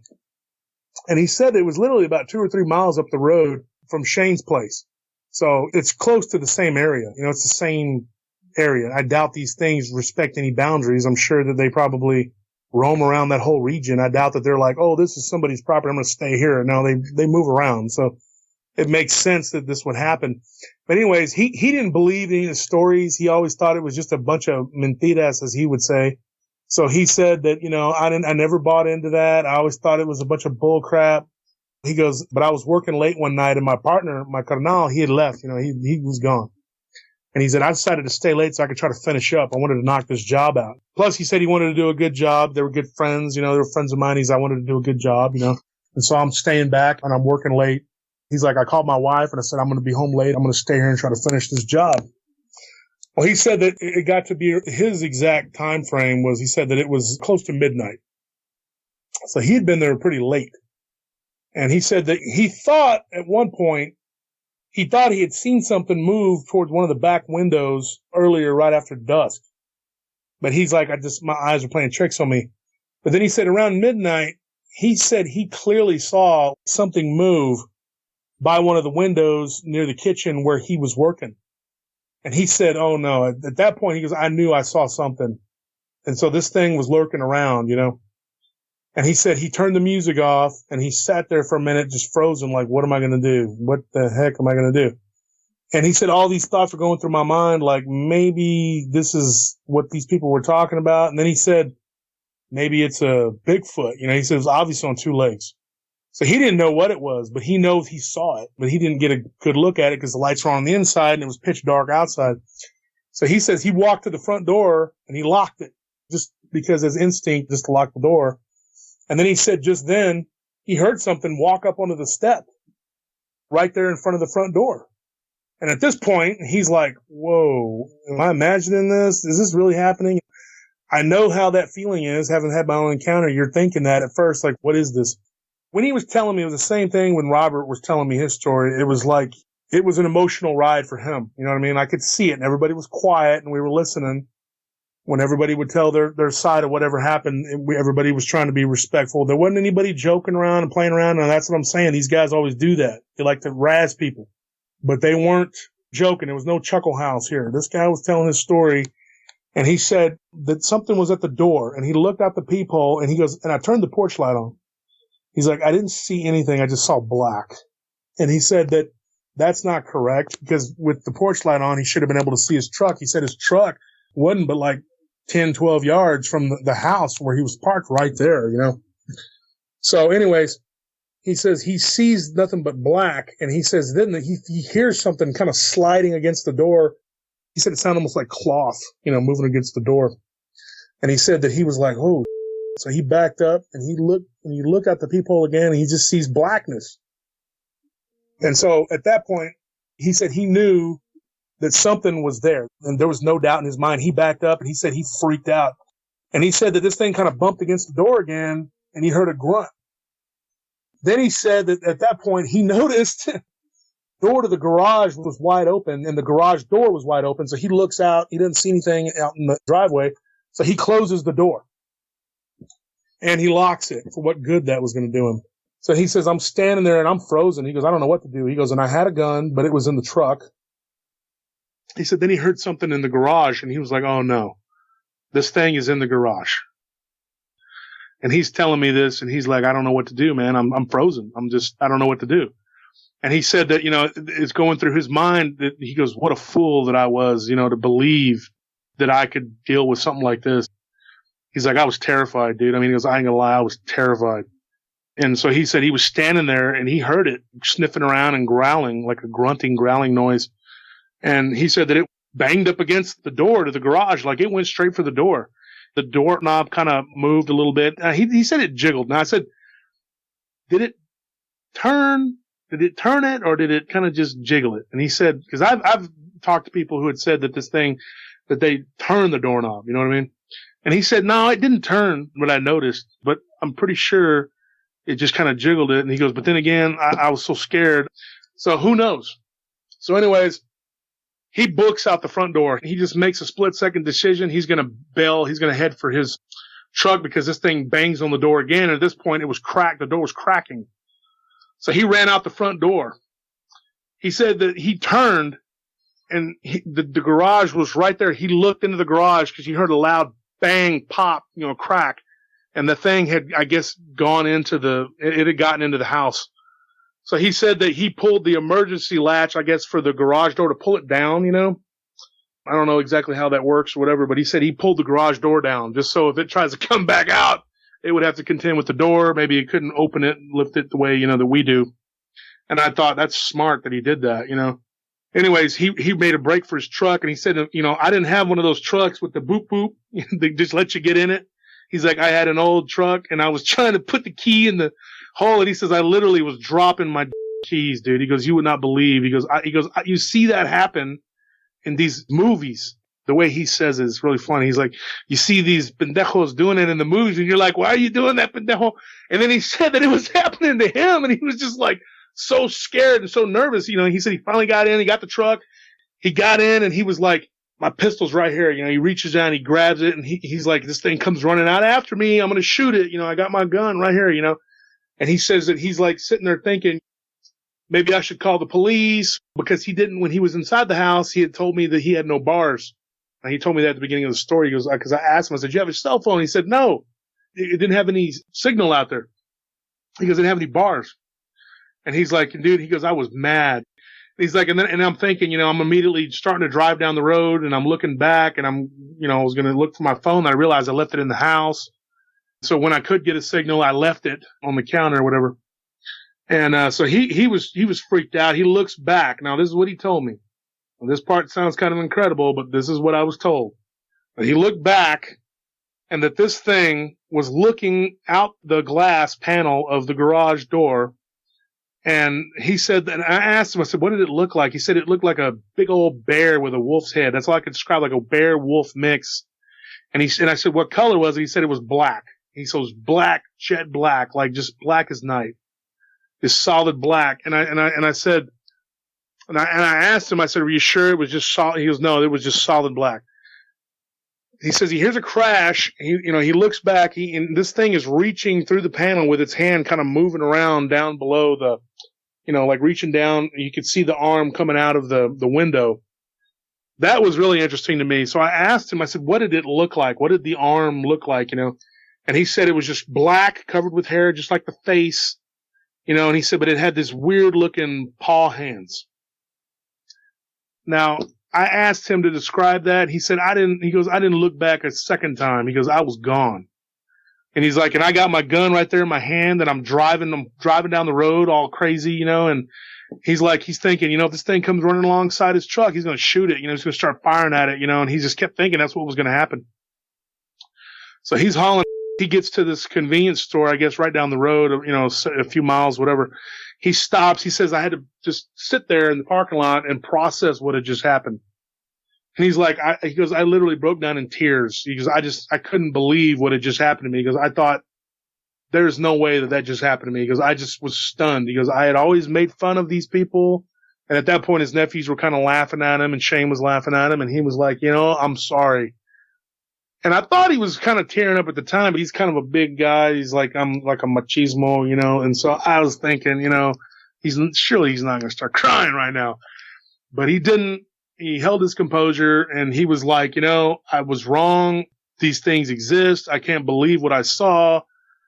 And he goes, but I'm telling you, he looked me in my eye and he said, Wolf, I'm telling you the absolute truth. There is no lie right now. I'm telling you what I saw. That is what happened to me. And then, I looked at everybody. They were kind of nodding their head and I was like, okay. I mean, you say that's what happened, He said, anyways, he goes, I get home and I'm telling my wife about it. I'm frantically telling her about it. He goes, I didn't know what to say. I didn't know, he said, I told my wife and she was just like in shock. She was like, she had heard the stories too from my family. Neither one of us really believed it, but he goes, I told her, I said, babe, look, this is real. This, I'm not kidding. He's like, luckily I had the pistol with me in the truck. So if that thing came out, I was going to start shooting it.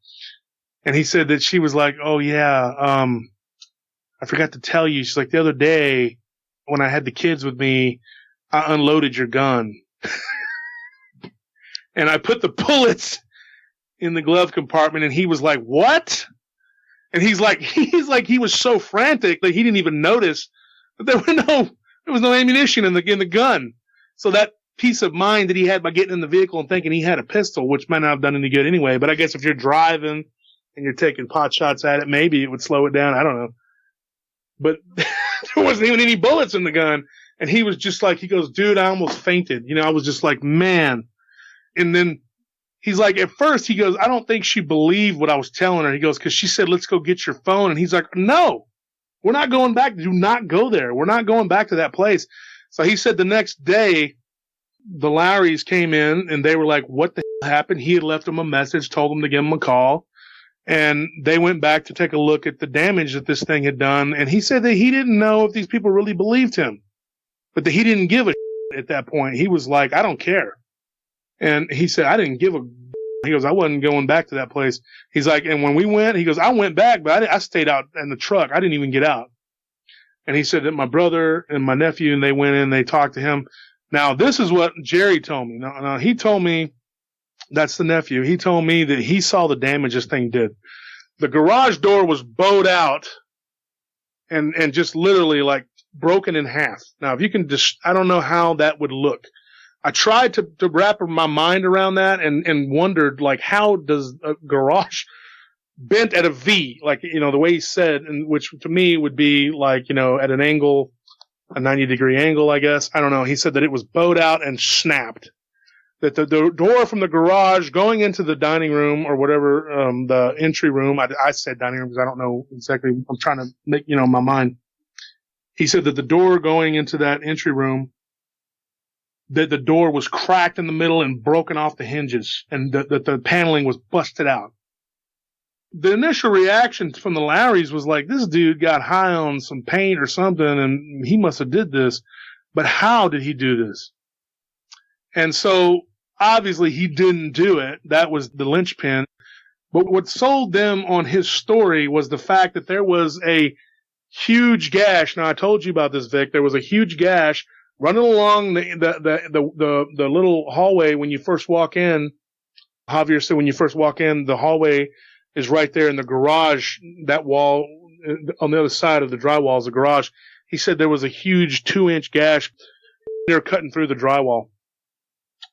And that this thing had run its claws along that, apparently. And they didn't know how to explain that. And they were just like, what the hell? And then they said that there was a puddle of piss in the kitchen, and it just smelled horrible. Now that, I don't know what that was all about, why it does these things it does, or why it did that. I have no freaking clue. I mean, all I know is what they told me. This is what happened. This is what they say happened. So that's those stories from the Hernandez family, and that's the stories from Shane's family.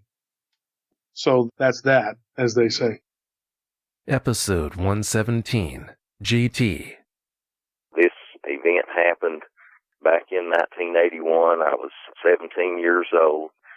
It was really hot that night, and it would have been probably the latter part of July or perhaps the first week or two in August. I mean, it was really hot, and of course I was driving that night when it occurred, and I was driving with my windows down because I didn't have any air conditioning.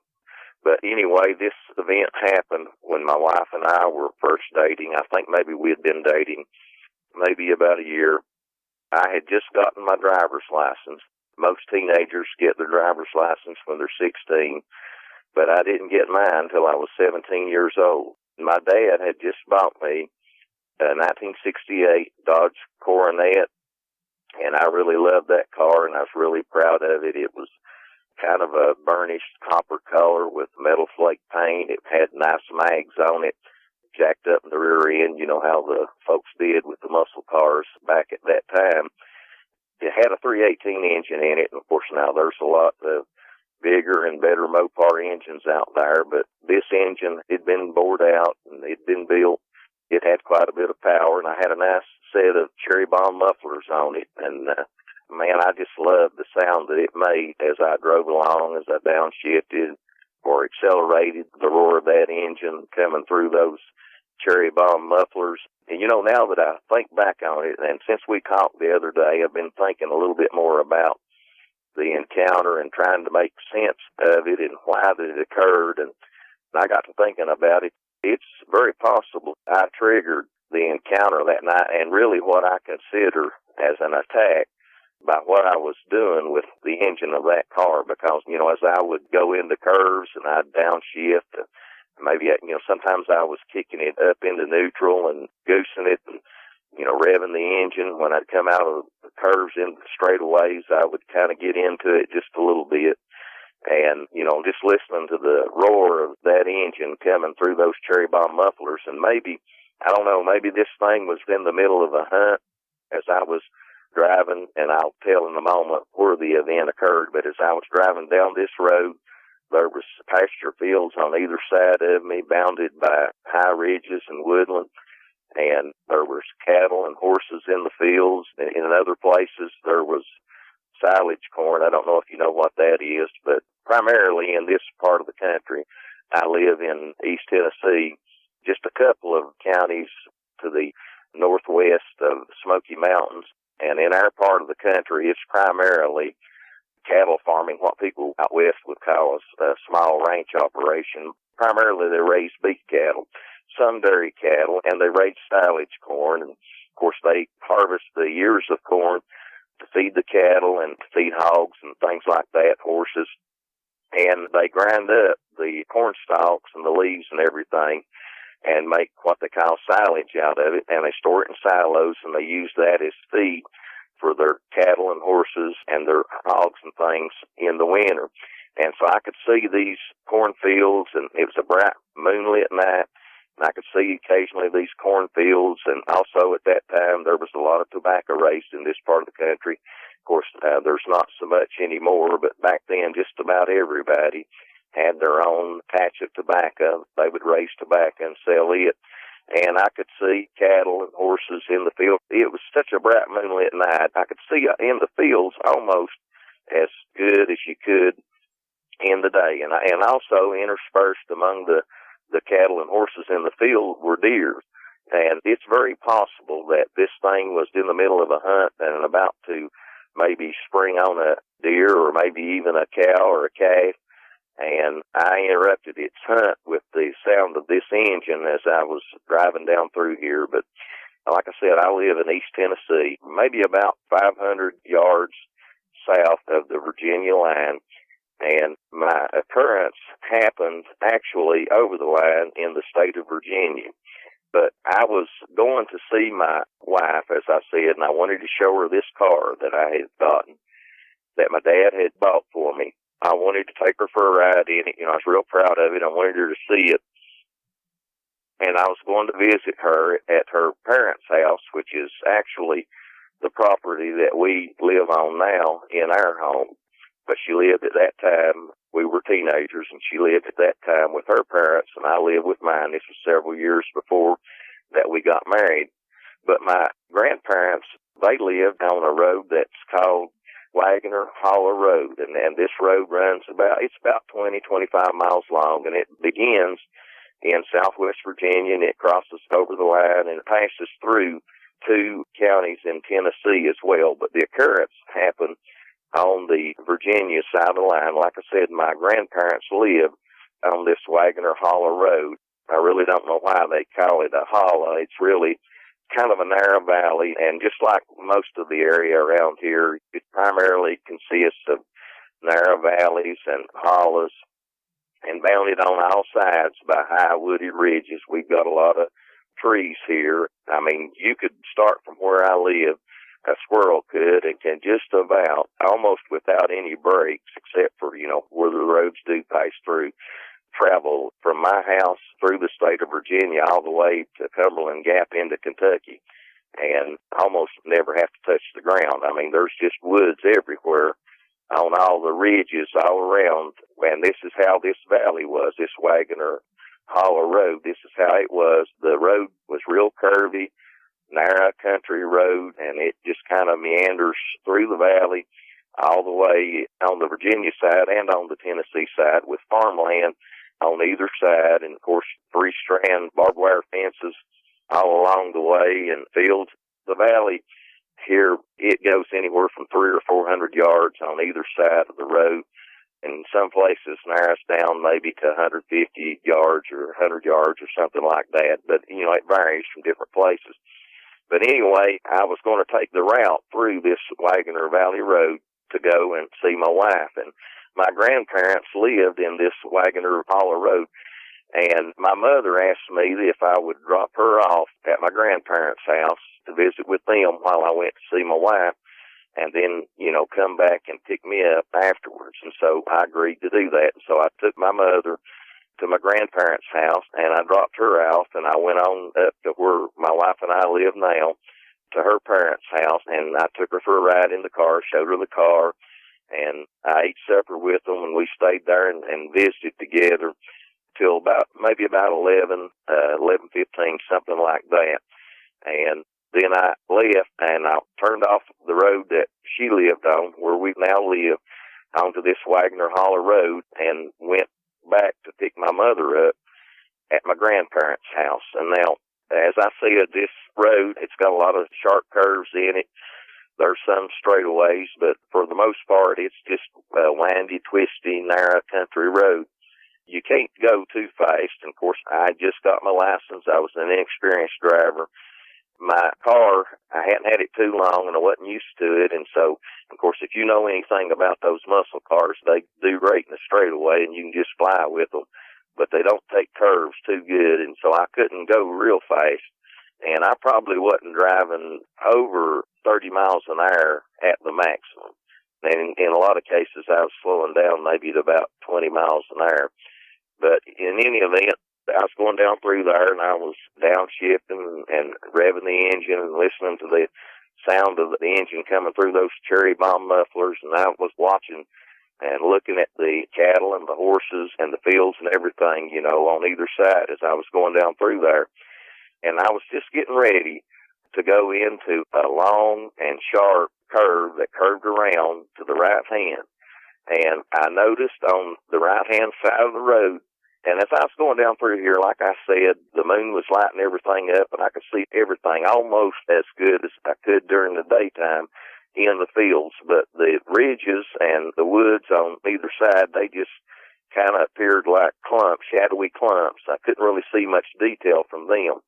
And as I began to go into this long curve to the right, there was a shadow that kind of detached from maybe about 100, 150 yards off on my right, kind of detached from the shadows of the tree line and started moving at an angle away from the tree line, almost paralleling my vehicle, but coming at an angle. And I could tell by the way that the road was curving around to the right and the angle that this thing was moving, that it was going to intersect my vehicle. And I mean, this thing was moving on. Now, what I'm about to tell you about, Vic, this all happened, and it couldn't be more than just a few seconds, maybe 20, 30 seconds, something like that.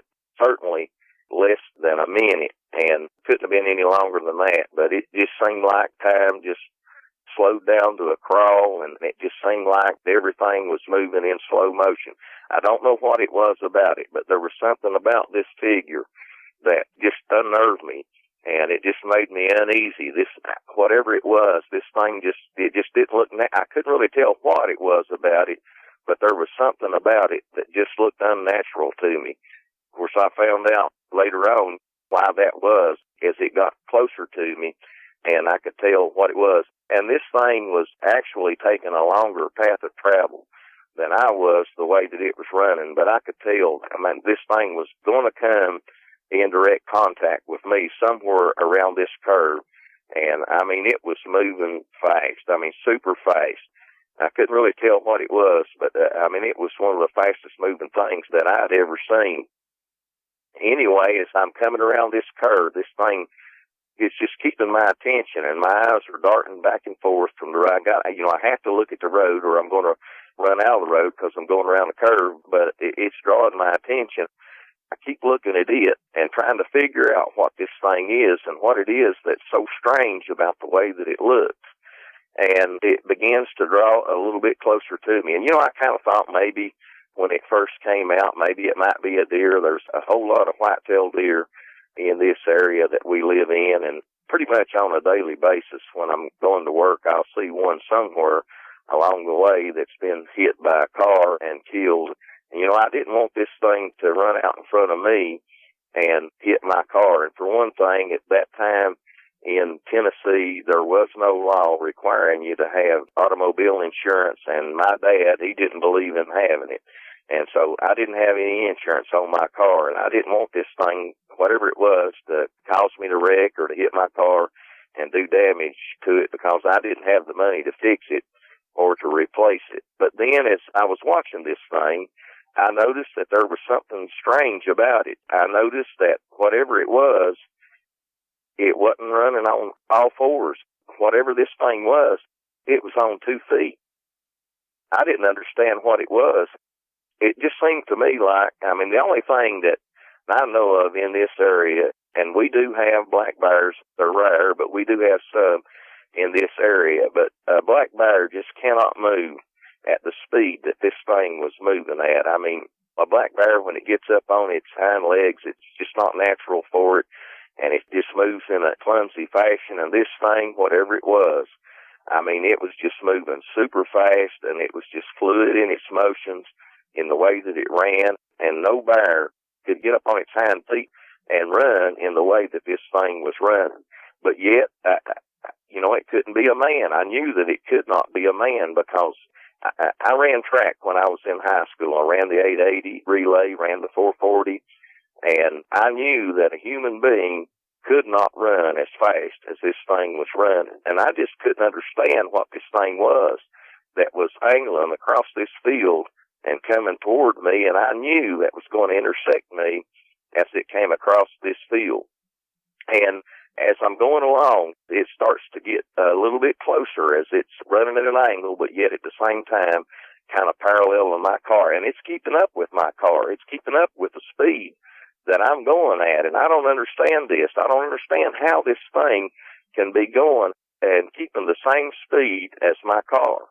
I'm coming into this sharp curve, and I've got to slow down. And I know that this thing pretty soon is going to come out, maybe jump out in front of me and meet the line of travel of my car. And as it drew closer, I began to see more details about this thing, and it for definite sure was running on its hind legs. It wasn't on all fours. It was on its hind legs like a man, but it wasn't like a man. I mean, this thing was on its hind legs, but it wasn't standing up fully erect like a human being does. This thing it kind of appeared stooped as it was running. It was standing up. It was on its hind legs, but yet it wasn't standing up straight. And this didn't look like a human figure. It looked like something totally different. It looked like something that, I mean, I'd never seen anything that looked like this thing. And as it begins to draw closer, I began to pick out more detail about it. And I can tell that whatever this thing is, it don't have knees like a human being does. This thing has hocks like a horse or a cow or a deer or something like that. But a four-legged animal like that cannot run on its hind legs like that. I mean, cannot possibly move as fast and as fluidly and as swiftly as this thing was moving. And then I noticed, I could see in the moonlight that it looked like it had a big dog's head. I mean, that's all I know how to explain it. I mean, it had a long snout on it like a wolf or maybe like a German shepherd. And it looked like it had long, tall ears that were standing straight up on the top of its head. And I could see that it had a long, bushy tail. And the only thing I know that I can think of that it reminded me of was a coyote's tail. But at that time, I don't think we've got them here now. They came in here now, but I don't think we even had coyotes in this part of the country at that time. I'd never heard about it anyway. And there's no way that a coyote would be that big, and there's no way that it could run on its hind legs like this thing was running. And that tail, it stringed out behind it, that long bushy tail, and it was kind of bouncing up and down a little bit as it was running.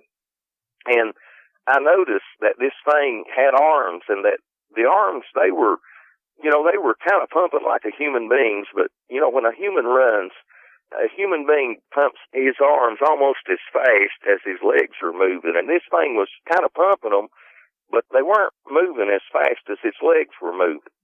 And another thing that I noticed the majority of the time when a human being runs, a human kind of clenches their fist when they run, and this thing wasn't doing that. It was almost holding its hands, and that's what they looked like. It didn't look like paws to me. I can only describe them as hands. It more or less looked like they were hanging almost limp as it ran, and I could see the fingers hanging down as this thing ran. And as it began to draw closer, I could see that it had hair or fur all over its body. I could see that, and I could tell that. I couldn't really tell for sure, but it looked to me like it was black. But later on, I realized that that's what color it was, but I really couldn't tell the color yet at this point. And so this thing begins to draw closer. And as I said, it was a really hot night, and I was driving along in my car, and I had my windows rolled down because I didn't have any air conditioning on it.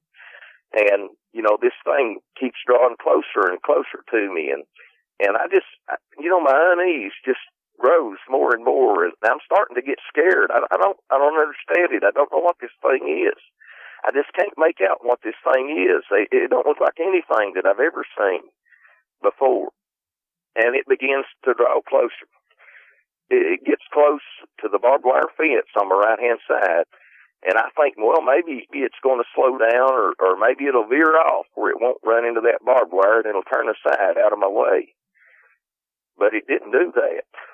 Instead of doing that, this thing sped up, and instead of turning aside, it jumped right over the fence, and it landed on my side of the fence, in between the ditch line and the fence, and then it took another bound. And the next thing I know, this thing is out in the road. I mean, it's right next to my vehicle, and it scared me so bad that I jerked the wheel, and I ran over into the left lane, and I was driving in the left-hand lane, and if there'd been a car coming, I mean, you know, it would have hit me head on, but it scared me so bad when this thing jumped across the fence, and I thought it was going to jump right into my vehicle, that I you know, just not thinking, instinctually, I just jerked the wheel to the left and went over as far as I dared into the left-hand lane. And this thing, it started running right along beside of me. And I want to tell you, Vic, like I said, I had the windows rolled down, but I had cherry bomb mufflers on that car, and if you know what they're like, they're loud. But yet, at the same time, I could hear the nails of this thing, the toenails, click, click, click, click, clacking on the road as it ran along beside me. And I could see it good now. And, you know, I really didn't want to look at its face. I really didn't want to see its face. But I couldn't help it. It's just like I couldn't help myself. I had to. And, I mean, this thing was tall. It had to be at least 7 feet tall. It towered over the top of my car. And it was running along beside me. It couldn't have been more than 5 or 6 feet off the passenger side of my car. Just, I mean, right even with my passenger side window. I could see it just as clear as day as it ran along beside of me. And I really didn't want to see its face. But I felt like I just couldn't help it. I had to. And so, and it was so tall, I had to kind of lean over, almost lay over, on the right side, kind of in the seat, and prop myself up with my hand on the right side while I hung on to the wheel and drove with the left to get a look at it and to see its face. And I wish that I hadn't, but I did. You know, this thing definitely, I mean, it had to be, like I said, it had to be 7 feet tall, Vic. Oh, God. This thing, it looked like a gigantic wolf or maybe something like a German Shepherd or something like that, but its ears were different. They were slim and they were high and pointed, like I said, on top, and had kind of like tusks sticking out. And, you know, I've heard a lot of people describe these things, and I've heard them say that, you know, they couldn't tell what they were. But I'm here to tell you this thing was a male. There was no doubt about that. I mean, it was right there in the open, in the clear, just as plain as day, right in front of me. And I'm not going to use any kind of vulgarity or anything like that, but let me just put it this way. As I leaned over and looked out the vehicle, I mean, I could tell just exactly what it was because it was right there at the base of his belly, right in front of me, and I could tell just as plain as day that it was a male. This thing is running along beside of me. And you know, at first, it's like it's not even seeing me. It's like it's not even paying attention to me in my car. Like it don't even notice us. or like it just don't even care about me being there in that car as it's running along. And you know, my eyes are darting back and forth, like I said, from the road to this thing as I'm trying to drive around this curve. And man, I wanted to hit the gas, and I wanted to just floor it, and I wanted to get out of there. But I didn't dare do it because I was afraid I would run out of the road and run into the ditch, and I would wreck. And there I'd be with this thing, and I mean, I'd just be right there at its mercy.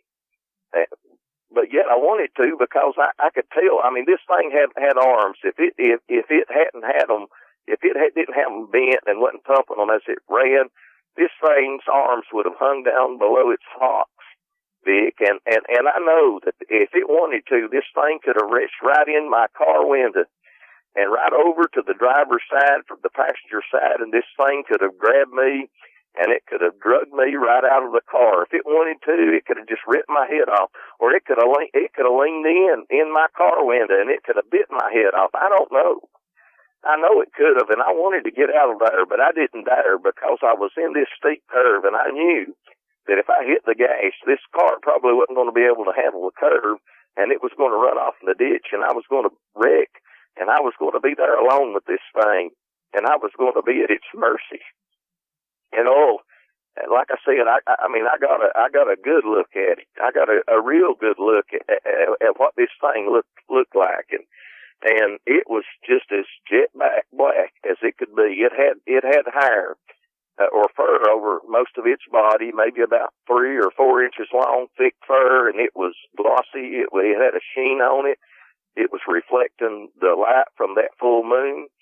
And, I mean, it was just thick all over its body, except for, it kind of thinned out, down on its belly, kind of, up above its legs. But other than that, it was just thick hair, maybe about, 3, 4 inches long, and up around its head, the back of its head, and kind of like down over, I don't know what to call it other than shoulders, down over its shoulders. It was maybe about 5, 6 inches long. It was just a little bit longer.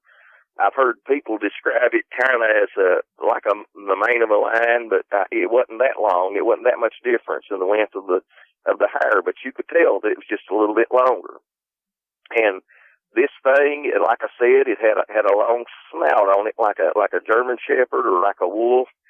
And I could see as it was running along beside me, I could see its mouth was kind of relaxed and open, and I could see that it had jagged shaped teeth like a dog's got on the side of its mouth, but it had fangs that were about maybe 4 inches long that were hanging down over its bottom lip, and the bottom ones were disappearing up into the top lip.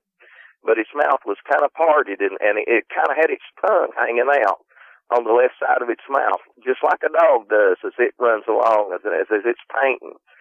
And like I said, this thing wasn't paying a bit more attention to me than if I wasn't even there.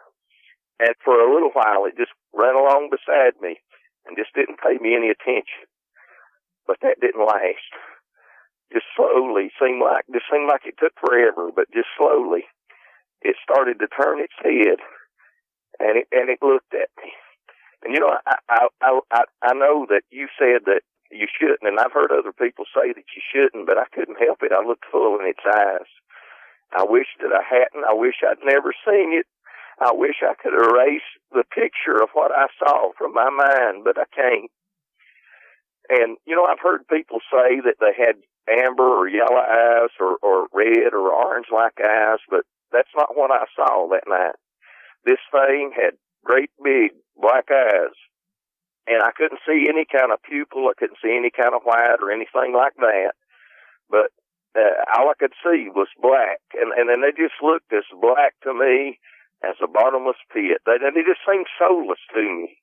And I tell you, Vic, I just had a sense of evil that came over me. And this thing, when it looked at me, it was like that it could look through me and look to my very soul. And like I said, I just felt like I had been touched by evil.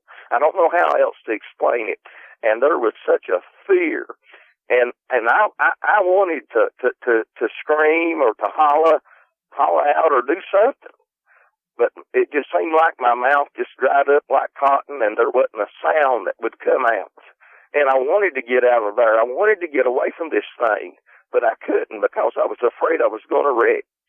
And then it came closer to my vehicle, Vic, and it leaned down. It leaned in, and mind you, this thing is running beside my car the whole time. And it leaned over, Vic, and it stuck its head in my window, and it grabbed hold of my door with its right hand, and that, I don't know how to describe it as other than that. It was a hand, and I know that people had described this thing as, to say that they kind of look like raccoon hands, and maybe in a way that's right, or maybe a mix between the hand of a raccoon and maybe the hand of a monkey, something like that. But this thing had huge hands, and it had long black nails, maybe about 3 inches long, 2 or 3 inches long, on the ends of its nails, long black thick nails. And this thing put its right hand on my door, and I could hear it. It put its left hand on my doorknob, and it was jerking at my door, and it was jiggling my door handle. But thank goodness, when I had been at my wife's house, then my girlfriend, and I'd been at her parents' house, I'd locked the car. And when I came back out, I didn't unlock that door because nobody was going to be riding with me at that point before I went back to get my mother. And so it wasn't able to get my door open. But this thing was leaning in my window, and it was looking right at me. And it seemed like that it curled its lips back, and I know it snarled at me, but I don't really remember hearing it. All I could hear was the sound of my engine and the sound of its toenails as it ran along beside my vehicle, going clack, clack, clack, clack, clack on the pavement. And this, it breathed on me, and it was hot breath, and it was, you know how people describe breath as being kind of fetid, and seemed like I could smell blood and maybe decaying flesh as it breathed on me. It was horrible.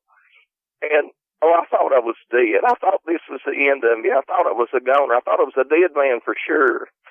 At just about that time, the curve ended, and I came into a straightaway, and I just hit the gas and pushed it to the floor, and I took out of there. I took my eyes off of it, and I looked ahead. And out of the corner of my eye, I saw its nails. I saw it lose a grip on my car door, and I saw its nails rake across the top of my door. And its head disappeared from my window. And I don't know. I had to be going 70 or 80 miles an hour. I don't know for a time there. I just had to peel out there and get away from this thing. And as I drove away from it, as I pulled away from it, I looked in my rearview mirror, and I could see it getting smaller and smaller as it began to slow down. And the last thing I remember, the last thing that I saw, this thing veered off to the right again and jumped over the fence and disappeared into that field. And I'm telling you, Vic, I've never been so scared in all of my life. It was just absolutely horrifying. And I went on and drove on, and this happened maybe about 2 miles from my house where I live now, and maybe it couldn't have been over a mile and a half from my grandparents' house. And I went on there, and I picked my mom up, but I never told her a thing about what happened. And I never told my wife, who was my girlfriend at the time. Like I said, I never told her, and I've never told her in the 35 years since this has happened. I never told any of my friends. I didn't tell my dad. I've never told any of my children. I've never told anybody until I filed a report with you the other day. And you called me. I've never talked to anybody about this and told them about what happened. I tell you, it was the most horrifying experience of my life. And my dad, he asked me the next day where the scratches came from on my vehicle. And I told him that I run out of the road and I run into a thorn bush, and that's where the scratches came from. And I tell you, Vic, I love that car. I loved it. But I could not keep that car thinking about what happened and what I went through that night. I just couldn't keep it. I had to get rid of it. And I traded that car for a 74 Nova. and I got rid of it. And you know, as time went on, I mean, I couldn't sleep. I didn't sleep for nights after this. If I would drift off to sleep, I'd wake up having nightmares, seeing this thing happen over and over again, and I couldn't keep it out of my mind when I'd lay in my bed, and I'd think about it, and just go over and over and over what happened in my mind. And you know, that night, I didn't know what I'd seen. I really didn't understand what it was. You know, I'd read about and heard about werewolves and things like that, but I really didn't connect this thing with that. And you asked me, you mentioned, maybe in the pre-interview, you mentioned about horror movies, and I can tell you right now, I don't watch horror movies. I hear people talk about saying it looked like this werewolf in this movie or that movie, but I've never seen them. The only werewolf movies that I ever saw were the old Lon Chaney movies when I was a kid. That's the only ones I've ever watched. Anything that come out after 1981, I can tell you right now, I've not seen it because I won't watch them. My wife, when my kids were little, my sisters would come up and they loved horror movies, and my wife loves horror movies, and so did my children. And my wife, you know, they'd go, and back then we had VCRs and we rented movies, and they'd go out and they'd rent horror movies, and I'd go to bed or I'd go off in another room. I could not watch them, and I can't watch them to this day. I told you this caused just extreme bad behavior in me. I mean, I engaged in things. I'm not going into details what they were. I hate that I did them, but I did things that I know now was trying to deal with this. But, you know, I put it out of my mind, and I suppressed it for all those years. But yet there was something that bothered me. And, you know, my house is only about 40 or 50 yards from the woods. I've got woods in behind my house. I've got woods on the right side of my house. I've got woods on the left side of my house. And I've always had an anxiety about living so close to the woods. And I know now that that's why that is. And when I go out in my backyard, I just can't stay out there because I feel like that there's something out there, that there's something lurking in the woods that's looking at me and that's watching me. And I just can't stand it, and I have to go back in the house. And, you know, I used to want to hunt, but in 35 years after this thing has happened to me, since I saw this thing that I now know, I couldn't explain it then. I thought maybe it might be a demon. I thought maybe I was having a waking nightmare, or maybe it was just my imagination. I just didn't have any explanation for it. And I now know that that thing was a Dogman. I didn't know about them then, and I didn't understand, but now I know that's what that thing was. And I tell you, Vic, like I said, I used to want to hunt, but I can't do it. In the past 35 years, I have not hunted one time. I own guns. I love guns, but the only thing that I do is target shoot with them. I don't take them into the woods because I just can't do it. I mean, I've tried to go a couple of times, but I just couldn't stand it. I just had to leave because there's something out there, and I know it's out there. And, you know, like I said, I put this thing out of my mind, and I really wasn't thinking about what it was. I know what it is now because when I heard the description of a Dogman on Dogman Encounters, this all came flooding back to me, and I know what it is now. And I tell you, Vic, I know that these things are real. I know that night it wasn't a demon, it wasn't my imagination, it wasn't some kind of waking dream. I know that I saw a real, living, breathing animal. And I tell you, I believe these things are dangerous. I mean, I hear about these people that want to have an encounter and go out and hunt for them or hunt for Bigfoot. You know, there was a time I thought maybe I might like to do something like that. But I tell you right now, I think they're crazy. These things are nothing to fool with. And I don't think anybody ought to go out there looking to meet up with one of these things. You may meet up with it for real, and you may wish, like I wish, that you had never seen the thing. And I tell you, I've heard you say that you shouldn't ever look these things in the eye, but I did that night. I looked this thing full into the eye, and it felt like it was looking into my very soul. I felt like it knew everything about me, and when it looked at me that night, and something else that I forgot to mention a while ago, when it stuck its head in my open window and looked at me and curled its lips back. I mean, like I said, it was like it was giving me a seditious grin, and it licked its chops. You know, you've seen a wolf or a dog do that. It licked its chops at me, Vic, like it was telling me, I know that your lunch There's not a thing that you can do to stop me if I want to hurt you, and you look awful delicious to me. That's how I feel. That's what it looked like to me, that it was conveying to me that night. And I tell you, I was scared to death. I was horrified. I've never, ever, ever experienced anything in my life that scared me so bad as that did that night. Oh, it was awful. And basically that's what happened to me, Vic. Episode 124, Gene Rodriguez. J.C. Johnson is a dear friend of mine, and he's a mentor, and I've been learning a lot from him as we share our experiences and our research and work together for Crypto Four Corners International.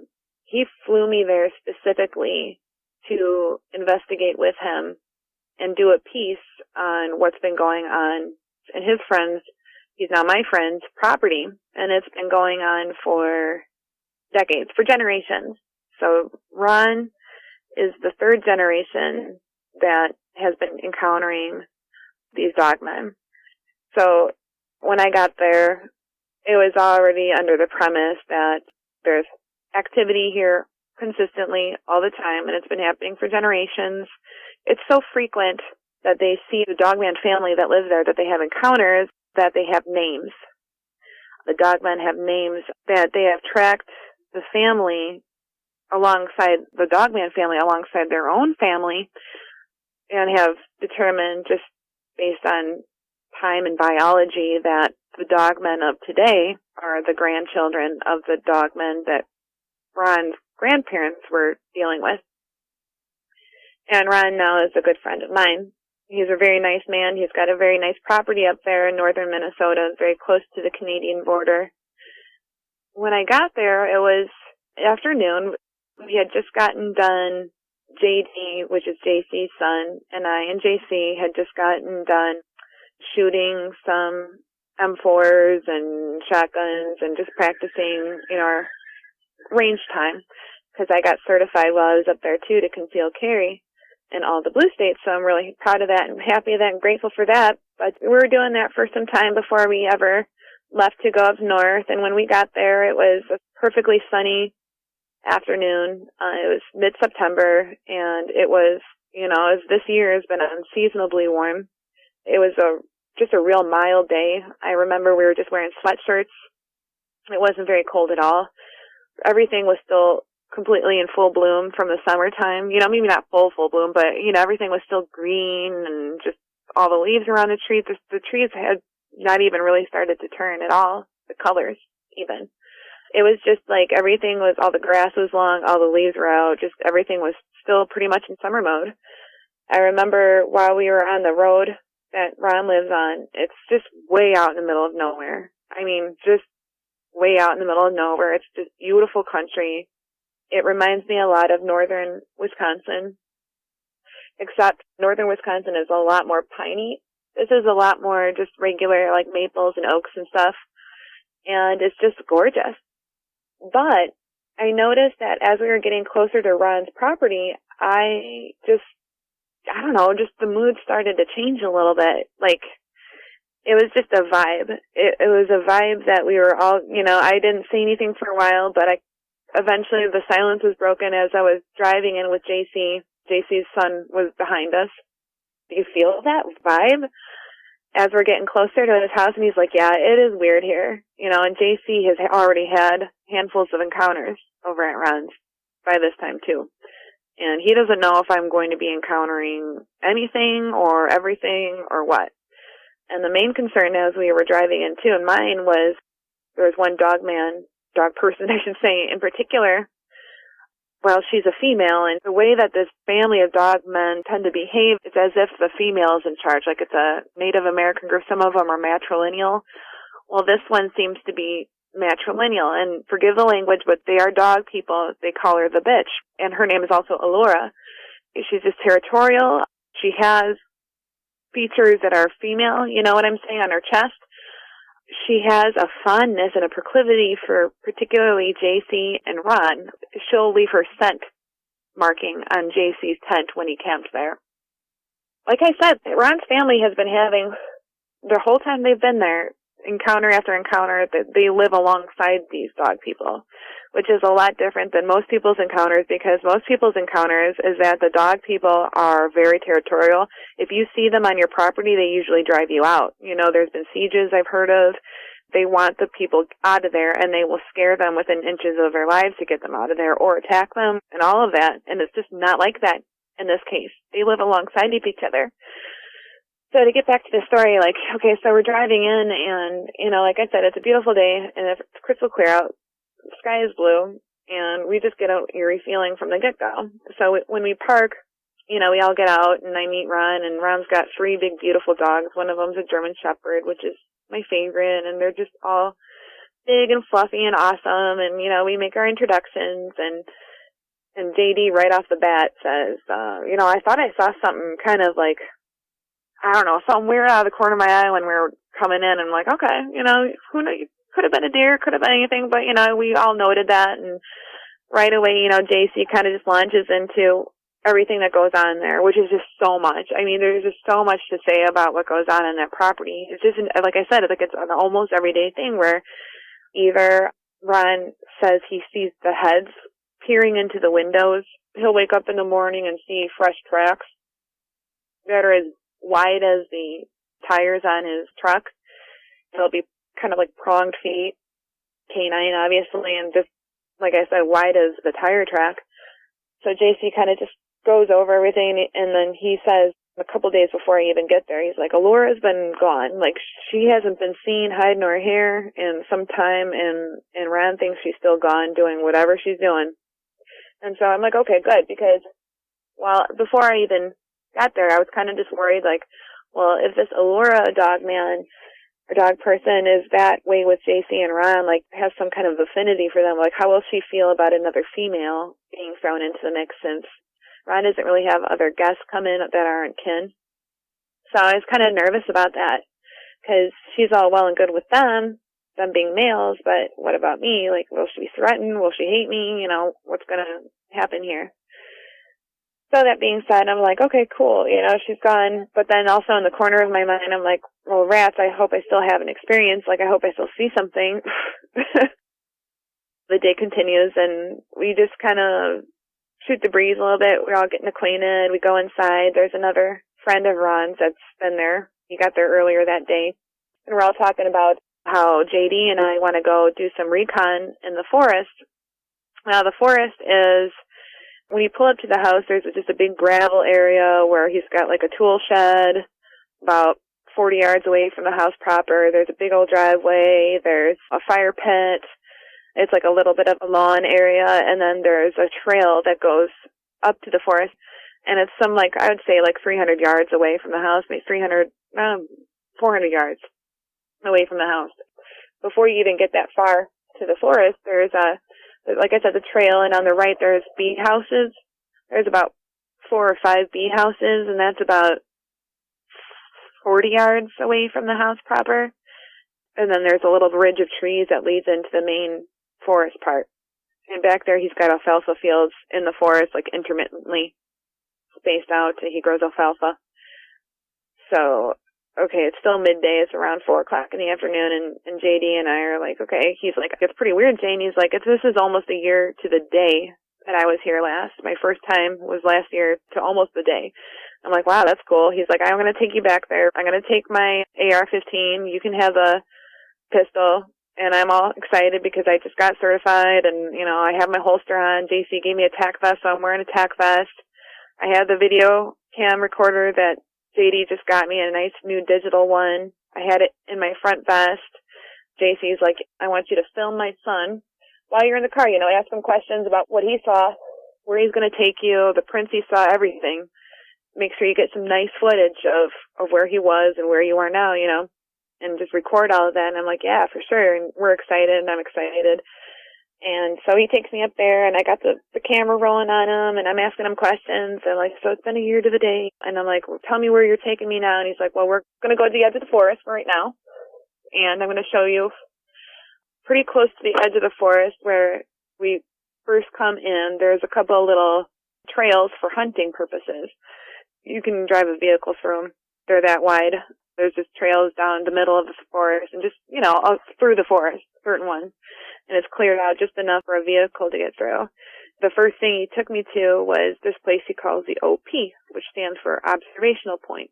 Now, JD has been deployed to Afghanistan a couple times that I know of, probably more. He is a highly decorated Army veteran. He has had firsthand combat many times.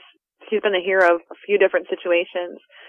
He knows what it's like to be in a high-stress situation where, like I said, there's combat going on, and you got to survive, you got to do your mission, all that stuff under high stress. And he's also trained as a tracker, so he knows what he's doing. So he takes me to the OP, the observational point. It's a high bluff.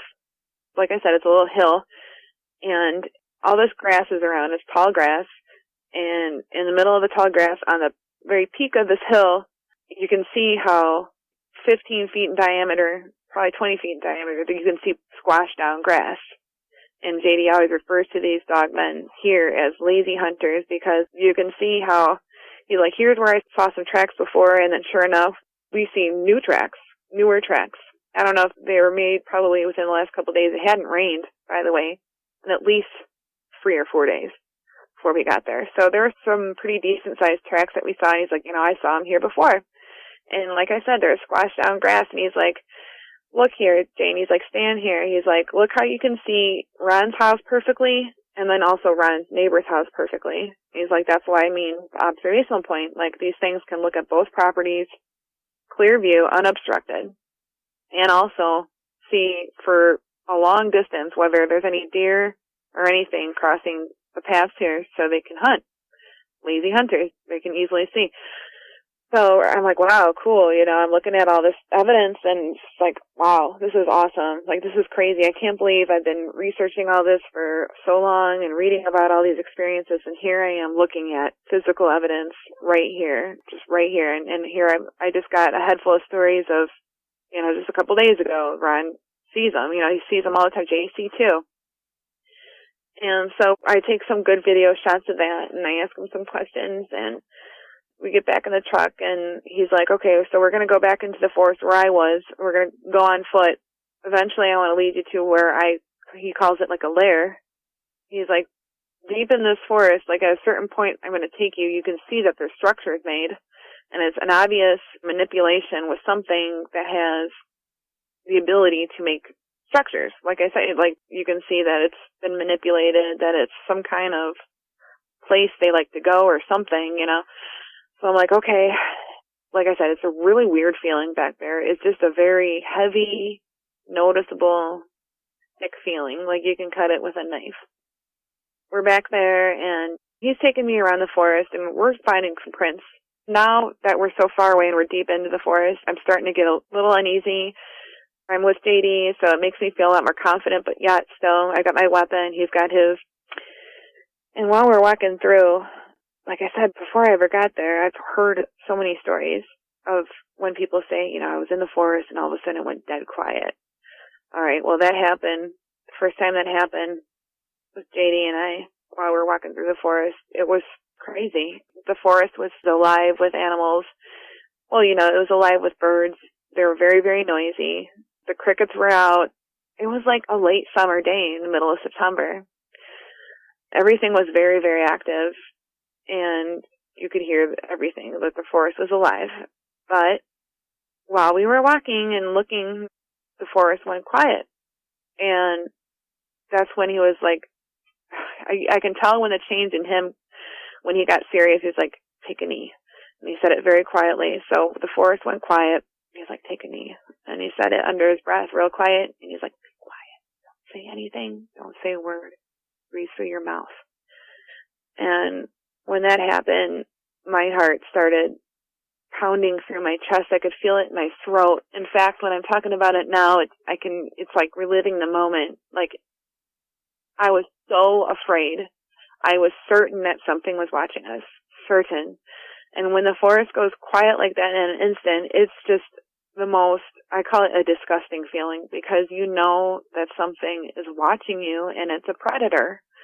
and it's an apex predator, and it's just a horrible, horrible feeling because you don't know where it's coming from, and that's why he told us to take a knee so we can become as quiet as possible, so we can become completely aware of every sound. So that way, during that dead silence, if we heard a twig snap, we'd hear it. We would be in that position just watching and waiting and listening until the forest came back alive with the noises. And it did eventually, after what seemed like an eternity, probably was only 5 minutes. And the forest would come back alive, and we'd start walking very cautiously again. He was, trying to remind me nicely as possible, like, please try to be quiet as possible, harness your Apache, your Apache blood, and just try to be stealthy. And so I'm like, okay. And so the forest went quiet at least 4 more times. And every time that horrible heart-pounding feeling where it's like, okay, what am I doing here? Like, this is too scary.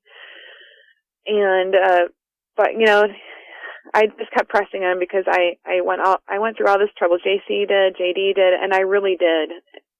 I really did want to be there, and I wanted to collect the evidence. So, I just pressed on. I got brave. I mustered up the courage, and we eventually made it to the lair. And when we were there, we walked across the trails that go through the center of the forest that a vehicle can go through. So, like I said, it's dry dirt. It's not muddy. So we were walking through one of them that cut through, and he's trying to remember himself, too, where it is. So we're walking up to it, and that's basically, again, while we're there, we're approaching this area where he's like, I know that something must come here frequently because look, Jane, he's like, we're approaching, he's like, it's still that way. And I'm like, oh my gosh, this is so freaky. All of this is real. It's one thing to write about it and listen to it and hear other people talk about it and think in your head, oh yeah, I believe that it exists. I did believe it existed beforehand, but it's another thing entirely to be there and looking at even secondhand evidence. Even just seeing a structure is just really, really, really kind of scary. Because that when you're seeing it with your own 5 senses, that it's there, it's real, and plus you're physically there. So we're approaching the area, and I'm looking at the structures myself with my own two eyes, and that's another time when the forest went silent. And there's a couple times where he told me to put my hand on my gun, unholster it. See, the thing about JD is that he wouldn't tell me when he observed certain things that were approaching a danger zone, maybe because he didn't want me to panic. Because I was on the verge of panicking a couple of times. Like when he told me to unholster my weapon and put my hand on my gun while we were there in the lair area, or whatever you want to call it. It's just a horrible, horrible feeling. You just don't know what's going to happen. And my heart was just beating out of control. I didn't know how much more I could stand of it. So I'm recording as much as I can off and on. There's times when he's like, shut it off, it's more important to be safe than capture evidence right at this point, because there's just a lot we were seeing. And so I'm like, please, can we go back? After we walked through it, we went into the lair, we looked at the structure itself. It was like a little bit, like you walk through the forest and there's a little bit of a clearing, and you can see, like, again, there's pressed down area in the bush where there's something that's huge laying there. Again, it's like 15 feet diameter, but here it's like 20, 25 feet. And you can see, like, against some trees that there's like a big rectangle almost of just branches that are arranged that are sticking up and then over. And, it looks like a little bit like a lean-to, only it's not leaning. It's just like, I can't explain it. It's like a Stonehenge shape, like where the branches are sticking straight up, and then you got ones that are like sticking across to make like a rectangle type of thing. And so like we went through that area, and the whole idea was to go around and go back to the car, his Jeep. So we eventually get there, steadily, and we don't want to make a lot of noise because we are aware after the forest going quiet that many times that there's obviously something there besides us. So we get there, and I'm just like, oh my God, like that really happened. And I'm like, okay, let's go. And we get into the vehicle, and we're driving away back towards Ron's, and he said, that's obviously a lure, an entrapment lure. I'm like, what? He's like, I just saw something just kind of poke out and shake the trees enough, and I know what they're doing. And he's like, I've seen that happen in Afghanistan before. He's like, they're trying to garner our interest enough to go back there. And I'm like, well, why would they want us back there? We're just there. He's like, I don't know, probably to maybe a trap or something. He's like, I don't know, but we're not doing it. We're not going to take the bait. He's like, they're baiting us. So I'm like, okay, let's go. So we go. And we head back, and I'm like all excited and stuff. I got all this footage, and we get into the house, and, you know, JC is like, so what'd you find? And I'm like, oh my gosh, we found so much. You know, we found the OPs, just like JD remembers. Like, everything is squashed down just the same before. There's still tracks there. Like, there's new ones. And I'm all excited. I'm talking a million miles an hour, and he's like, wow, cool. He's like, oh, yeah, I forgot to say, while we were back there, that was one of the more harrowing parts. While we were leaving, we heard a howl, a straight-up howl. And that was right around the time when he saw the forest kind of jiggle to try to get us back. Like, we heard something go, ow! And it was to the left of where we were, pretty far away. And we were like, oh, my God, you know. We heard it. So we get back, and we're kind of, like, briefing JC, and he's like, did you hear that howl, by the way? And I'm like, yeah. We're both like, yeah, we heard it. He's like, yeah, that was, and I'm like, where was it? And he's like pointing to the same direction that we were at. So it was like up and to the left of him. Yeah, and I guess it was to the right of where we were, but regardless. So like we're telling him about everything, and I remember distinctly too, by the way, I put the camera on the kitchen table, and we had been in and out of that house all day. Going to the fire, you know, making food, coming in and out with the dogs and stuff like that, just walking around. And we shot off a couple guns and stuff. He's got targets. And, you know, I walk in to look at my camera and to look at the footage, and I can't find it anywhere. You know, it was something that was bothering me the whole day while I was there, because not only did I have awesome footage on it from, like, the whole time I was there, but JC just got that thing for me, you know, and it's totally embarrassing to just lose something that you just got that was a gift for you. And, you know, eventually I tell Jay, I'm like, JC, I can't find the camera anywhere. I'm like, I know that I put it on the table because it was in my front pocket in my tack vest, and I put it on the table, and I just don't know where it could be. And he's like, well, Jane, he's like, that same thing happened to me once. He's like, I know I put my sunglasses down on the counter here. He's like, this happened to me like a year ago. He's like, I put my glasses down on the counter here. I step outside of the house. I come in, they're gone. Ron finds them on the kitchen table 6 months later. They're my glasses. He's like, Jane, they come in the house. So he's like, these dogmen, they come in the house. They look in the windows. They're just all around all the time.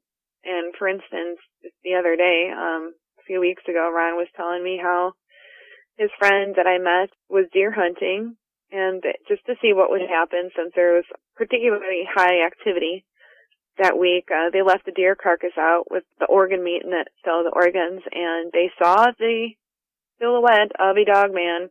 They know who it is too. They know it's a juvenile, a young male. They saw him take out the livers and you know, everything. And they saw him do it. You know, they were about 300 yards away, but they saw it. They saw it happen, and, you know, sure enough, the organs were gone. Their eyes weren't playing tricks on them. They come up to the carcass sometime later, and sure enough, all the organs were gone. So that's what happened the first part of the day. Then more things happened later that night, and I can go into that right now if you like. Please do. Okay, so some time passes and sun sets, and we're all pretty excited from just the little recon mission that we did right then and there. Now, another thing that's distinguishable about that property is that there's not only dogmen there, but there's Sasquatch there as well. And they all seem to live side by side. And while we were gone, JC also, like I should add, like he was hearing stuff, like he has something about him where the Sasquatch know him, like no matter, like they just, it's weird because like once you have an encounter, it seems like it's like an egg yolk has been broken, like there's like a mark that's made on you or something, and it seems to me that once a person has an encounter, certain people, especially, like, they'll tend to have repeat. Well, JC is obviously, he's pretty well known. He has lots of videos and documentaries that he's made, and he just has an affinity for the furry people, he calls them.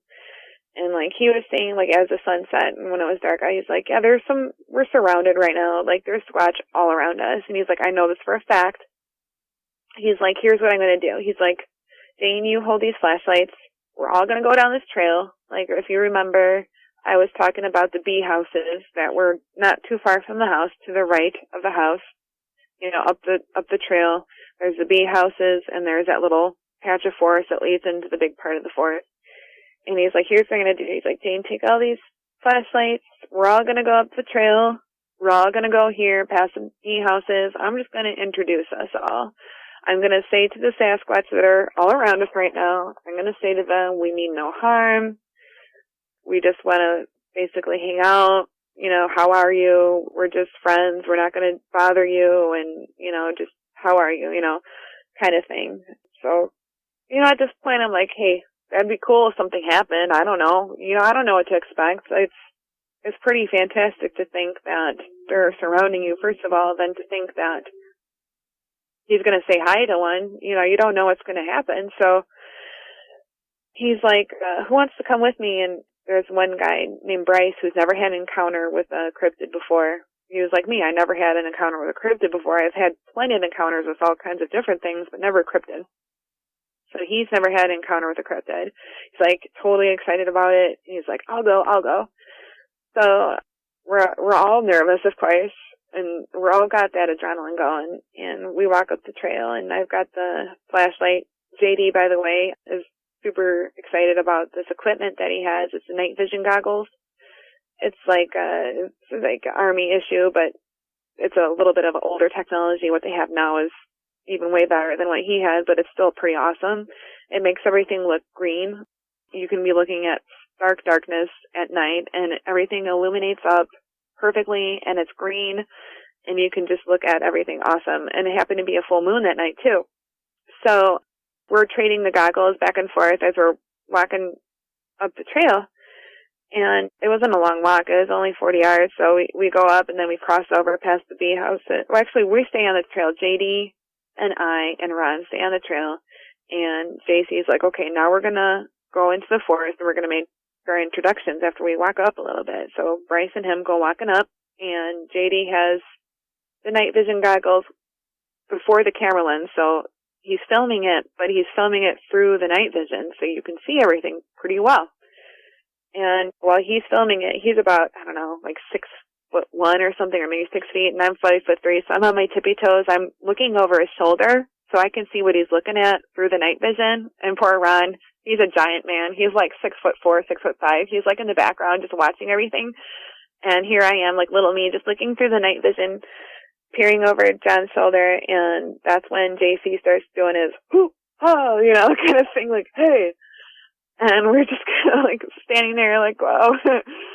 And I can see JC and Bryce. Bryce has a flashlight. They're kind of obscured by some trees, but I can still see them. And they're pointing, they're facing to my right, but which is in front of them. So they're looking straight ahead of themselves. And I'm looking right in front of myself, and it's to the right of them.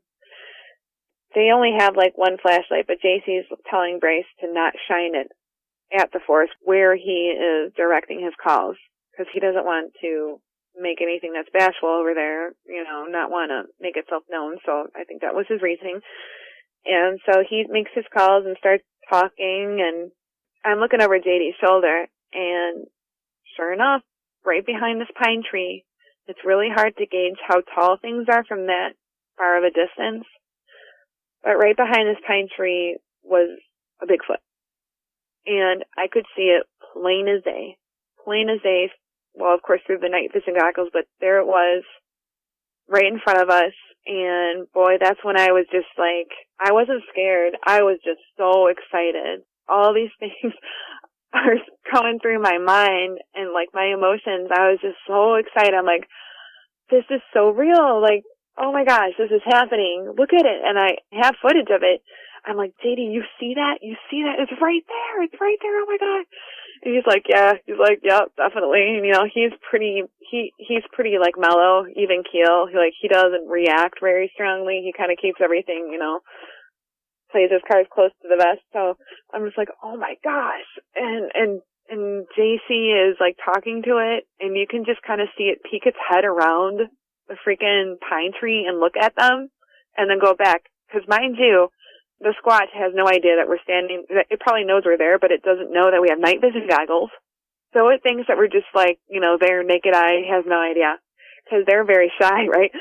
So it's peeking at them, and they're just standing there looking at it, and I'm just like going crazy. I'm just so happy. I'm just like, wow, this thing is so cool. Like, I'm like, this thing is nice. Like, this Sasquatch is just a nice guy. Like, in my mind, I just somehow like knew it. I could be wrong, but in my mind, I'm like, this is a nice guy, Sasquatch. Like, in my mind, it felt like he was a young guy. And it just felt like, it didn't feel like I was looking at an ape or anything either. It felt to me like I was looking at another person, kind of, in a way, like in a big way, actually. It felt like I was like looking at something like so unbelievable, like a scientific discovery, it was just amazing. And so JC tells Bryce to shine the flashlight at it, and that's when the Sasquatch changes its profile, so it makes itself thin to them. Like, you know what I mean? Like, at first it was standing straight head on to them, so it was facing them. And then when he shined the flashlight on it went behind the pine tree again, but it stood so its profile was towards them, so it made itself thin. So when it did that, we could see the whole backside of it, or maybe it was facing us. I can't tell from that distance, but we could see the whole body, like as it was facing us. When we were looking at it before he shined the flashlight, we were looking at its profile until they shined the flashlight at it. Then it changed its profile to them, and we got the full brunt of its body. And the thing was thick. It was broad. And it was just this big, meaty, like, muscular, like, dude. Like, his head went into his shoulders, and it looked like his trapezoids were like, he didn't have a neck. He was all thick muscle and trapezoids going up to his head, is what his body looked like from that perspective. We were only able to look at it from that perspective for just a few moments, because then, now I didn't see this, but, well, I saw some movement, but I didn't see them. But he's like, there's some movement to the right. Something else is coming in. There's more coming in. He's like, get out of there now. He didn't want them back there with more coming towards them. So that was pretty exciting too, knowing that there was more. There was more coming to that area. And I mean, it was just like, it was unbelievable. I don't even know how to convey. There's a little bit of fear, obviously, when you think about more coming in. And that's why JD didn't feel that it was safe to stick around, after there was more than one. So he's like, Dad, he's like, JC, get back here, so he called him in. And that's pretty much when, that whole experience ended. They were walking back, and then JD put the goggles down, and JC and Bryce walked back, and we were just all like, oh my gosh, that was so awesome. I'm like, I saw my first Sasquatch, oh my Lord, it was so freaking unreal. Like, it's real though, like, it's real. When you see something like that, even if you're a believer, even if you're a researcher like I am, when you finally see something like that, it's like, are my eyes seeing this? Yes, they are. Oh my goodness, that is amazing. So I was pretty excited, and JC was like, yep, I knew it, told you so. We were surrounded. He was like, they're out there, and he's like, they're over here, and the Dogman are over there, apparently, or whatever. So that was that, and while my adrenaline was high and I was all excited, I look at JD and I'm like, you want to head back over there now? He's like, yes. I'm thinking in the back of my mind, I'm like, what did I just get myself into? Yeah, let's do it. Like a strike while the iron's hot. So we tell everyone, we get ready. I put my gear on. I layer up because it's getting colder, and we get ready. We put our weapons in our holster, or I put my sidearm back on, and actually, you know what? JC told me never to take my sidearm off the whole time I was there, just because it's Boogeyman Land. I mean, there's just so much going on there. Obviously, like, he's like, I don't want anything to happen to you. Like, he's like, that's my number one priority is your safety, Jane. He's like, I would never be able to live with myself ever if anything bad happened to you. Like, that is not allowed, and that's not going to happen. So you always have that sidearm on. So, never took it off of me. I even slept with it just like right there, like right by my bed. So we're getting ready to go back in. And of course, like I said, there's excitement and nervousness and fear. And while the adrenaline's still coursing through my body, I'm just like, yeah, we got to do this. So we go back in there. We get in the car. And he's got the night vision. I filmed this experience, but I used JC's camcorder. Okay, so I've got the camcorder. He's got the goggles because he's like, Jane, I do not want to have the headlights on if I can't help it because I want to have them come out. That's the whole idea, is to get something on film, right? I'm like, yes. He's like, okay then. He's like, I'm not going to use the headlights unless it's absolutely necessary. And he's doing this, like everything he's doing is like so regulated and trained. Like you can obviously tell he knows what he's doing because he's done this in high stakes situations where lives depend on it, type of thing. So we go into the forest and I've got the camcorder. He doesn't have the headlights on. He's looking through the goggles, and I wasn't very far into it where we're driving along and we hear something go flap on the back of the bumper. That was really, really, really, really scary. That was really scary because I just saw the Sasquatch, and I know this sounds like, how do you know for sure? But I know that it wasn't a Sasquatch. I know from the amount of terror and fear that I felt in the daytime, just having that forest go silent and looking at the tracks, the huge tracks, that what hit our car was a Dogman. So, and that we can hear it keeping pace with us. And it only, in my mind, I'm like, well, why would it hit our car like that? Is it messing with us? It doesn't want to hurt us. And it's at this time I'm getting pretty scared, really, really scared, because, like I said, it's one thing to hear a story, and it's one thing to write about it, and it's one thing to listen about it all the time. It doesn't matter. You can do all that you want. It doesn't matter. When you have an experience like that and it's happening to you, it's really, really terrifying because it's so unknown. What you're dealing with is just, you just don't know what's going to happen. You don't know a lot about these things. So after that happened, like, I'm just like almost on the verge of tears, and my heart's pounding out of my chest again. And he's like, Jane, get a hold of yourself. He's like, I can hear it following us. I can hear its breath. And he's like, you came out here for this reason, right? And I'm like, yes. He's like, well, you came all the way out here for this. He's like, I know you can do this. He's like, there's no reason to be that scared. He's like, rein it in. He's like, there's no reason to panic. He's like, panic kills. He's like, when you panic, that's when you get yourself killed because you start making stupid decisions. And I'm like, you're right. I know it. So I'm like, okay. So we keep driving, and we're going to take that one trail that leads kind of by the lair. And it's that trail, it's a vehicle trail that leads right through the forest. Like I said, it hadn't rained in days. The ground was hard. It was not soft. It was nothing. It's flat over there.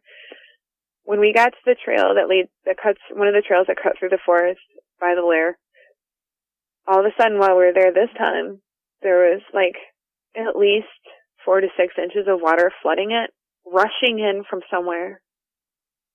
That was just so weird. Like, where did the water come from?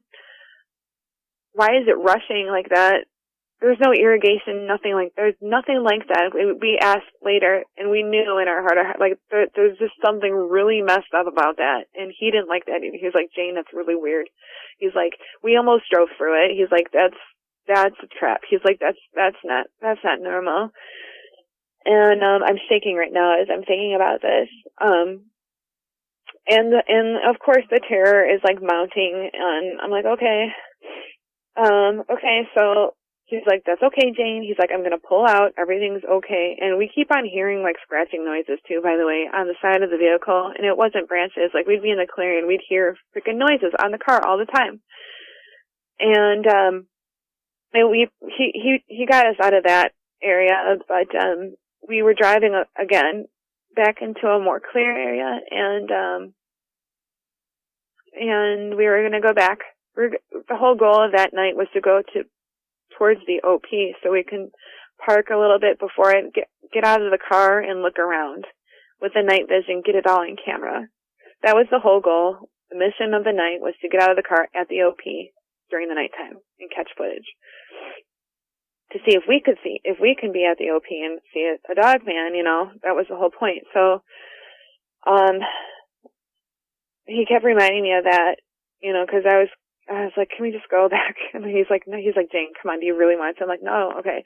So we're driving along, and we're driving parallel to the forest, and like I said, the whole idea is to go back to the OP. So as we're driving parallel to the forest, I look down a grove of clearing where it's like a green belt, where it's just grass in between the trees. Like, it's a long grove of grass, and there's trees on this side, there's trees on that side, and there's trees behind it. And the moon just happened to be perfectly situated right above that area. It was pretty light without the goggles, and I just happened to be looking out my side, the passenger side window, when I saw down that grove, I see way high up in the trees a head of a dog. And it's so tall up the trees that, well, first of all, I saw the head. I didn't want to keep looking down the body. There was just too much going on that night that was scaring me, that I didn't want to see what the body looked like. And I know that sounds however, but I just couldn't handle that. All I could handle was just making sure that I saw what I saw. And what I saw was really thin, pointy ears, the classical description. In my mind, I'm like, German Shepherd. I'm like, wait, no, more like Doberman, because they're so pert and pointy and tall. And the thing is, that head was really wide. And the fur, from what I can tell from the distance where I was black with silvery tips or something, silvery. And I could see it facing me, and just the top of its head, if that makes sense, illuminated from the moon. And I looked at it for a few seconds, but I couldn't look at it. I didn't want to see I did not want to see its body. I did not want to see it. That would be too much. Because all I could, plus, it was really dark too. And the thing that it was so tall. That was what bended my mind the most, was that it's so far up off the ground. The mind is just not meant to look at that and reconcile it with nature, because it's just not normal. You don't see a dog head high, 8 feet off the ground. You're not set up to see that. So your eyeballs, when you take in that visual information, you're just like, what? So it was just too much for me. So I looked away. And at this point, I don't know if I'm whimpering or but I'm like, John, I just saw one, and he's like, okay. He's like, okay, well, he's like, did it move? I'm like, no. I didn't want to look at it, JD. I didn't want to look at it. It was stationary. And I'm like, can we please just keep going? And he's like, well, we're going to keep with the mission, because it didn't move, it didn't advance on us, and it didn't threaten us. So we're going to try to complete our mission, Jane. And I'm like, okay, that's fine. And I'm just floating in some kind of I'm just going to do this. I'm determined,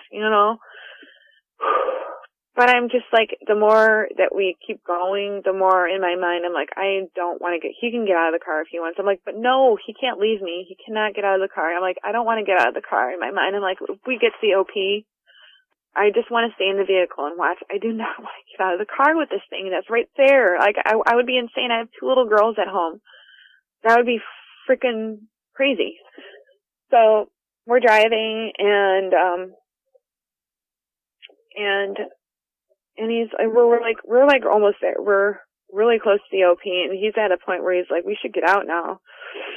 And he's like, see, Jane, he's like, is anything bad happening now? And I'm like, no. He's like, did that that Dogman, he saw it didn't move, right? I'm like, no. He's like, it just stood there, right? I'm like, well, yeah. And he's like, well, so it's non-threatening, right? And I'm like, I guess so. I'm like, it's really scary, JD. And he's like, yeah, I know. He's like, but this is why you came out here. This is cutting edge, you know. This is the footage that you want. I'm like, I know. He's like, okay. He's like, he had this flashlight, and he's like, here. He's like, I'm going to show you. I'm going to shine the flashlight out to the left. I'm going to show you that there's nothing there. You know, we're going to look before we get out that there's nothing there. So he turned on the flashlight. He started to shine it out to the left, and he did, and then boom, it went out. And then, by the way, I had my phone that was like 50-60% charged battery in the glove compartment too, just for an emergency. That I later found out was completely drained, and like so drained that it took like a few hours just for it to turn back on while it was plugged in. So, but anyway, like, so that happened, and he was like, okay. And, you know, I'm getting real scared again, real scared again. And I'm like, okay, I don't want to go out. He's like, okay, so after the flashlight thing happens, we look at each other and we're like, oh, that was weird. And then a few moments later, like, we hear a thud again on the car. And this time it was just, it was horrible because this time it was too much for him. He decided, you know, the car was still on. He decided to drive, and the car was still on, so he wanted to get out of there. And I'm really scared. And he's like, he pushes the accelerator down, and it doesn't work. He's pushing it down again and again and again, and it doesn't work. And in my mind, I'm like, well, you know, when these things happen, you know, when a person gets into a car accident, and I've been in a couple, like, things happen so quick, your brain is still able to process it and still try to, like, make reason of the sequence of events. So in my mind, even though all that stuff just took moments to happen, in my mind, I'm like, oh my gosh, the electricity system and everything is failing. So that must mean, like, the electricity system in the car is failing, and we're going to be stuck out here. It's trapping us. It's going to hurt us. And so that's going on in my mind, and he's trying to get out of there, and it's not letting us. But eventually, after like the fourth or fifth tap down, slammed down with his foot on the accelerator, he was able to drive. And like I said, we heard that flap again. It was really loud and hard, and it made the car move. And eventually he was able to drive away. And I'm really scared at this point. I'm just like thinking that I might die, you know, because I don't know why it would do something like that. And, you know, it was just so frightening. I didn't know what was going to happen next. It was the whole thing that made it so scary. And it was just helplessness, just complete loss of control of what's happening. So we were able to get out of there, and we had to go slow too on top of it. And we can tell something was following us and keeping pace with us. So we couldn't even go that fast because we didn't want to get stuck if there was mud or something. So we were driving slowly, and we eventually made it out of there. And when we were close enough to the house, you know, I tried to call JC, but obviously my phone was dead. His phone was dead too. And when we got close to the property, we saw that all of them were in JC's car, in his Jeep, I mean. And we saw the headlights facing us as we were approaching the property closer, and we all get out of our car. And JC's like, where were you guys? And we're like, well, we were investigating, JD was saying. And he's like, well, are you guys okay? And he's like, you guys were gone for a really long time. And I just, you know, he drove me up to the car, or up to the house, and I was just so frightened. I was just so scared. And I told everyone eventually what happened, and they could see how scared I was. And I think I was crying, or trying not to cry. I was trying to be tough and brave, and I guess I was, because, you know, other people would not set foot in that woods. But so I told them all, and well, they there was like a witch hunt after that, like a couple hours, well, not even a couple hours, like an hour later, everyone was in a truck ready to go back there and see what was going on, like what terrified Jane that bad, you know. They were kind of like, what the, you know. But that's pretty much my Dogman encounter. I saw it, you know, I saw the head. It was really, really tall. It was really high off the ground. There's no mistaking what I saw. It was a dog head. It was a big dog head. Well, that was the last eyewitness of the night. Thanks as always so much for listening. Have a great night and a great new year.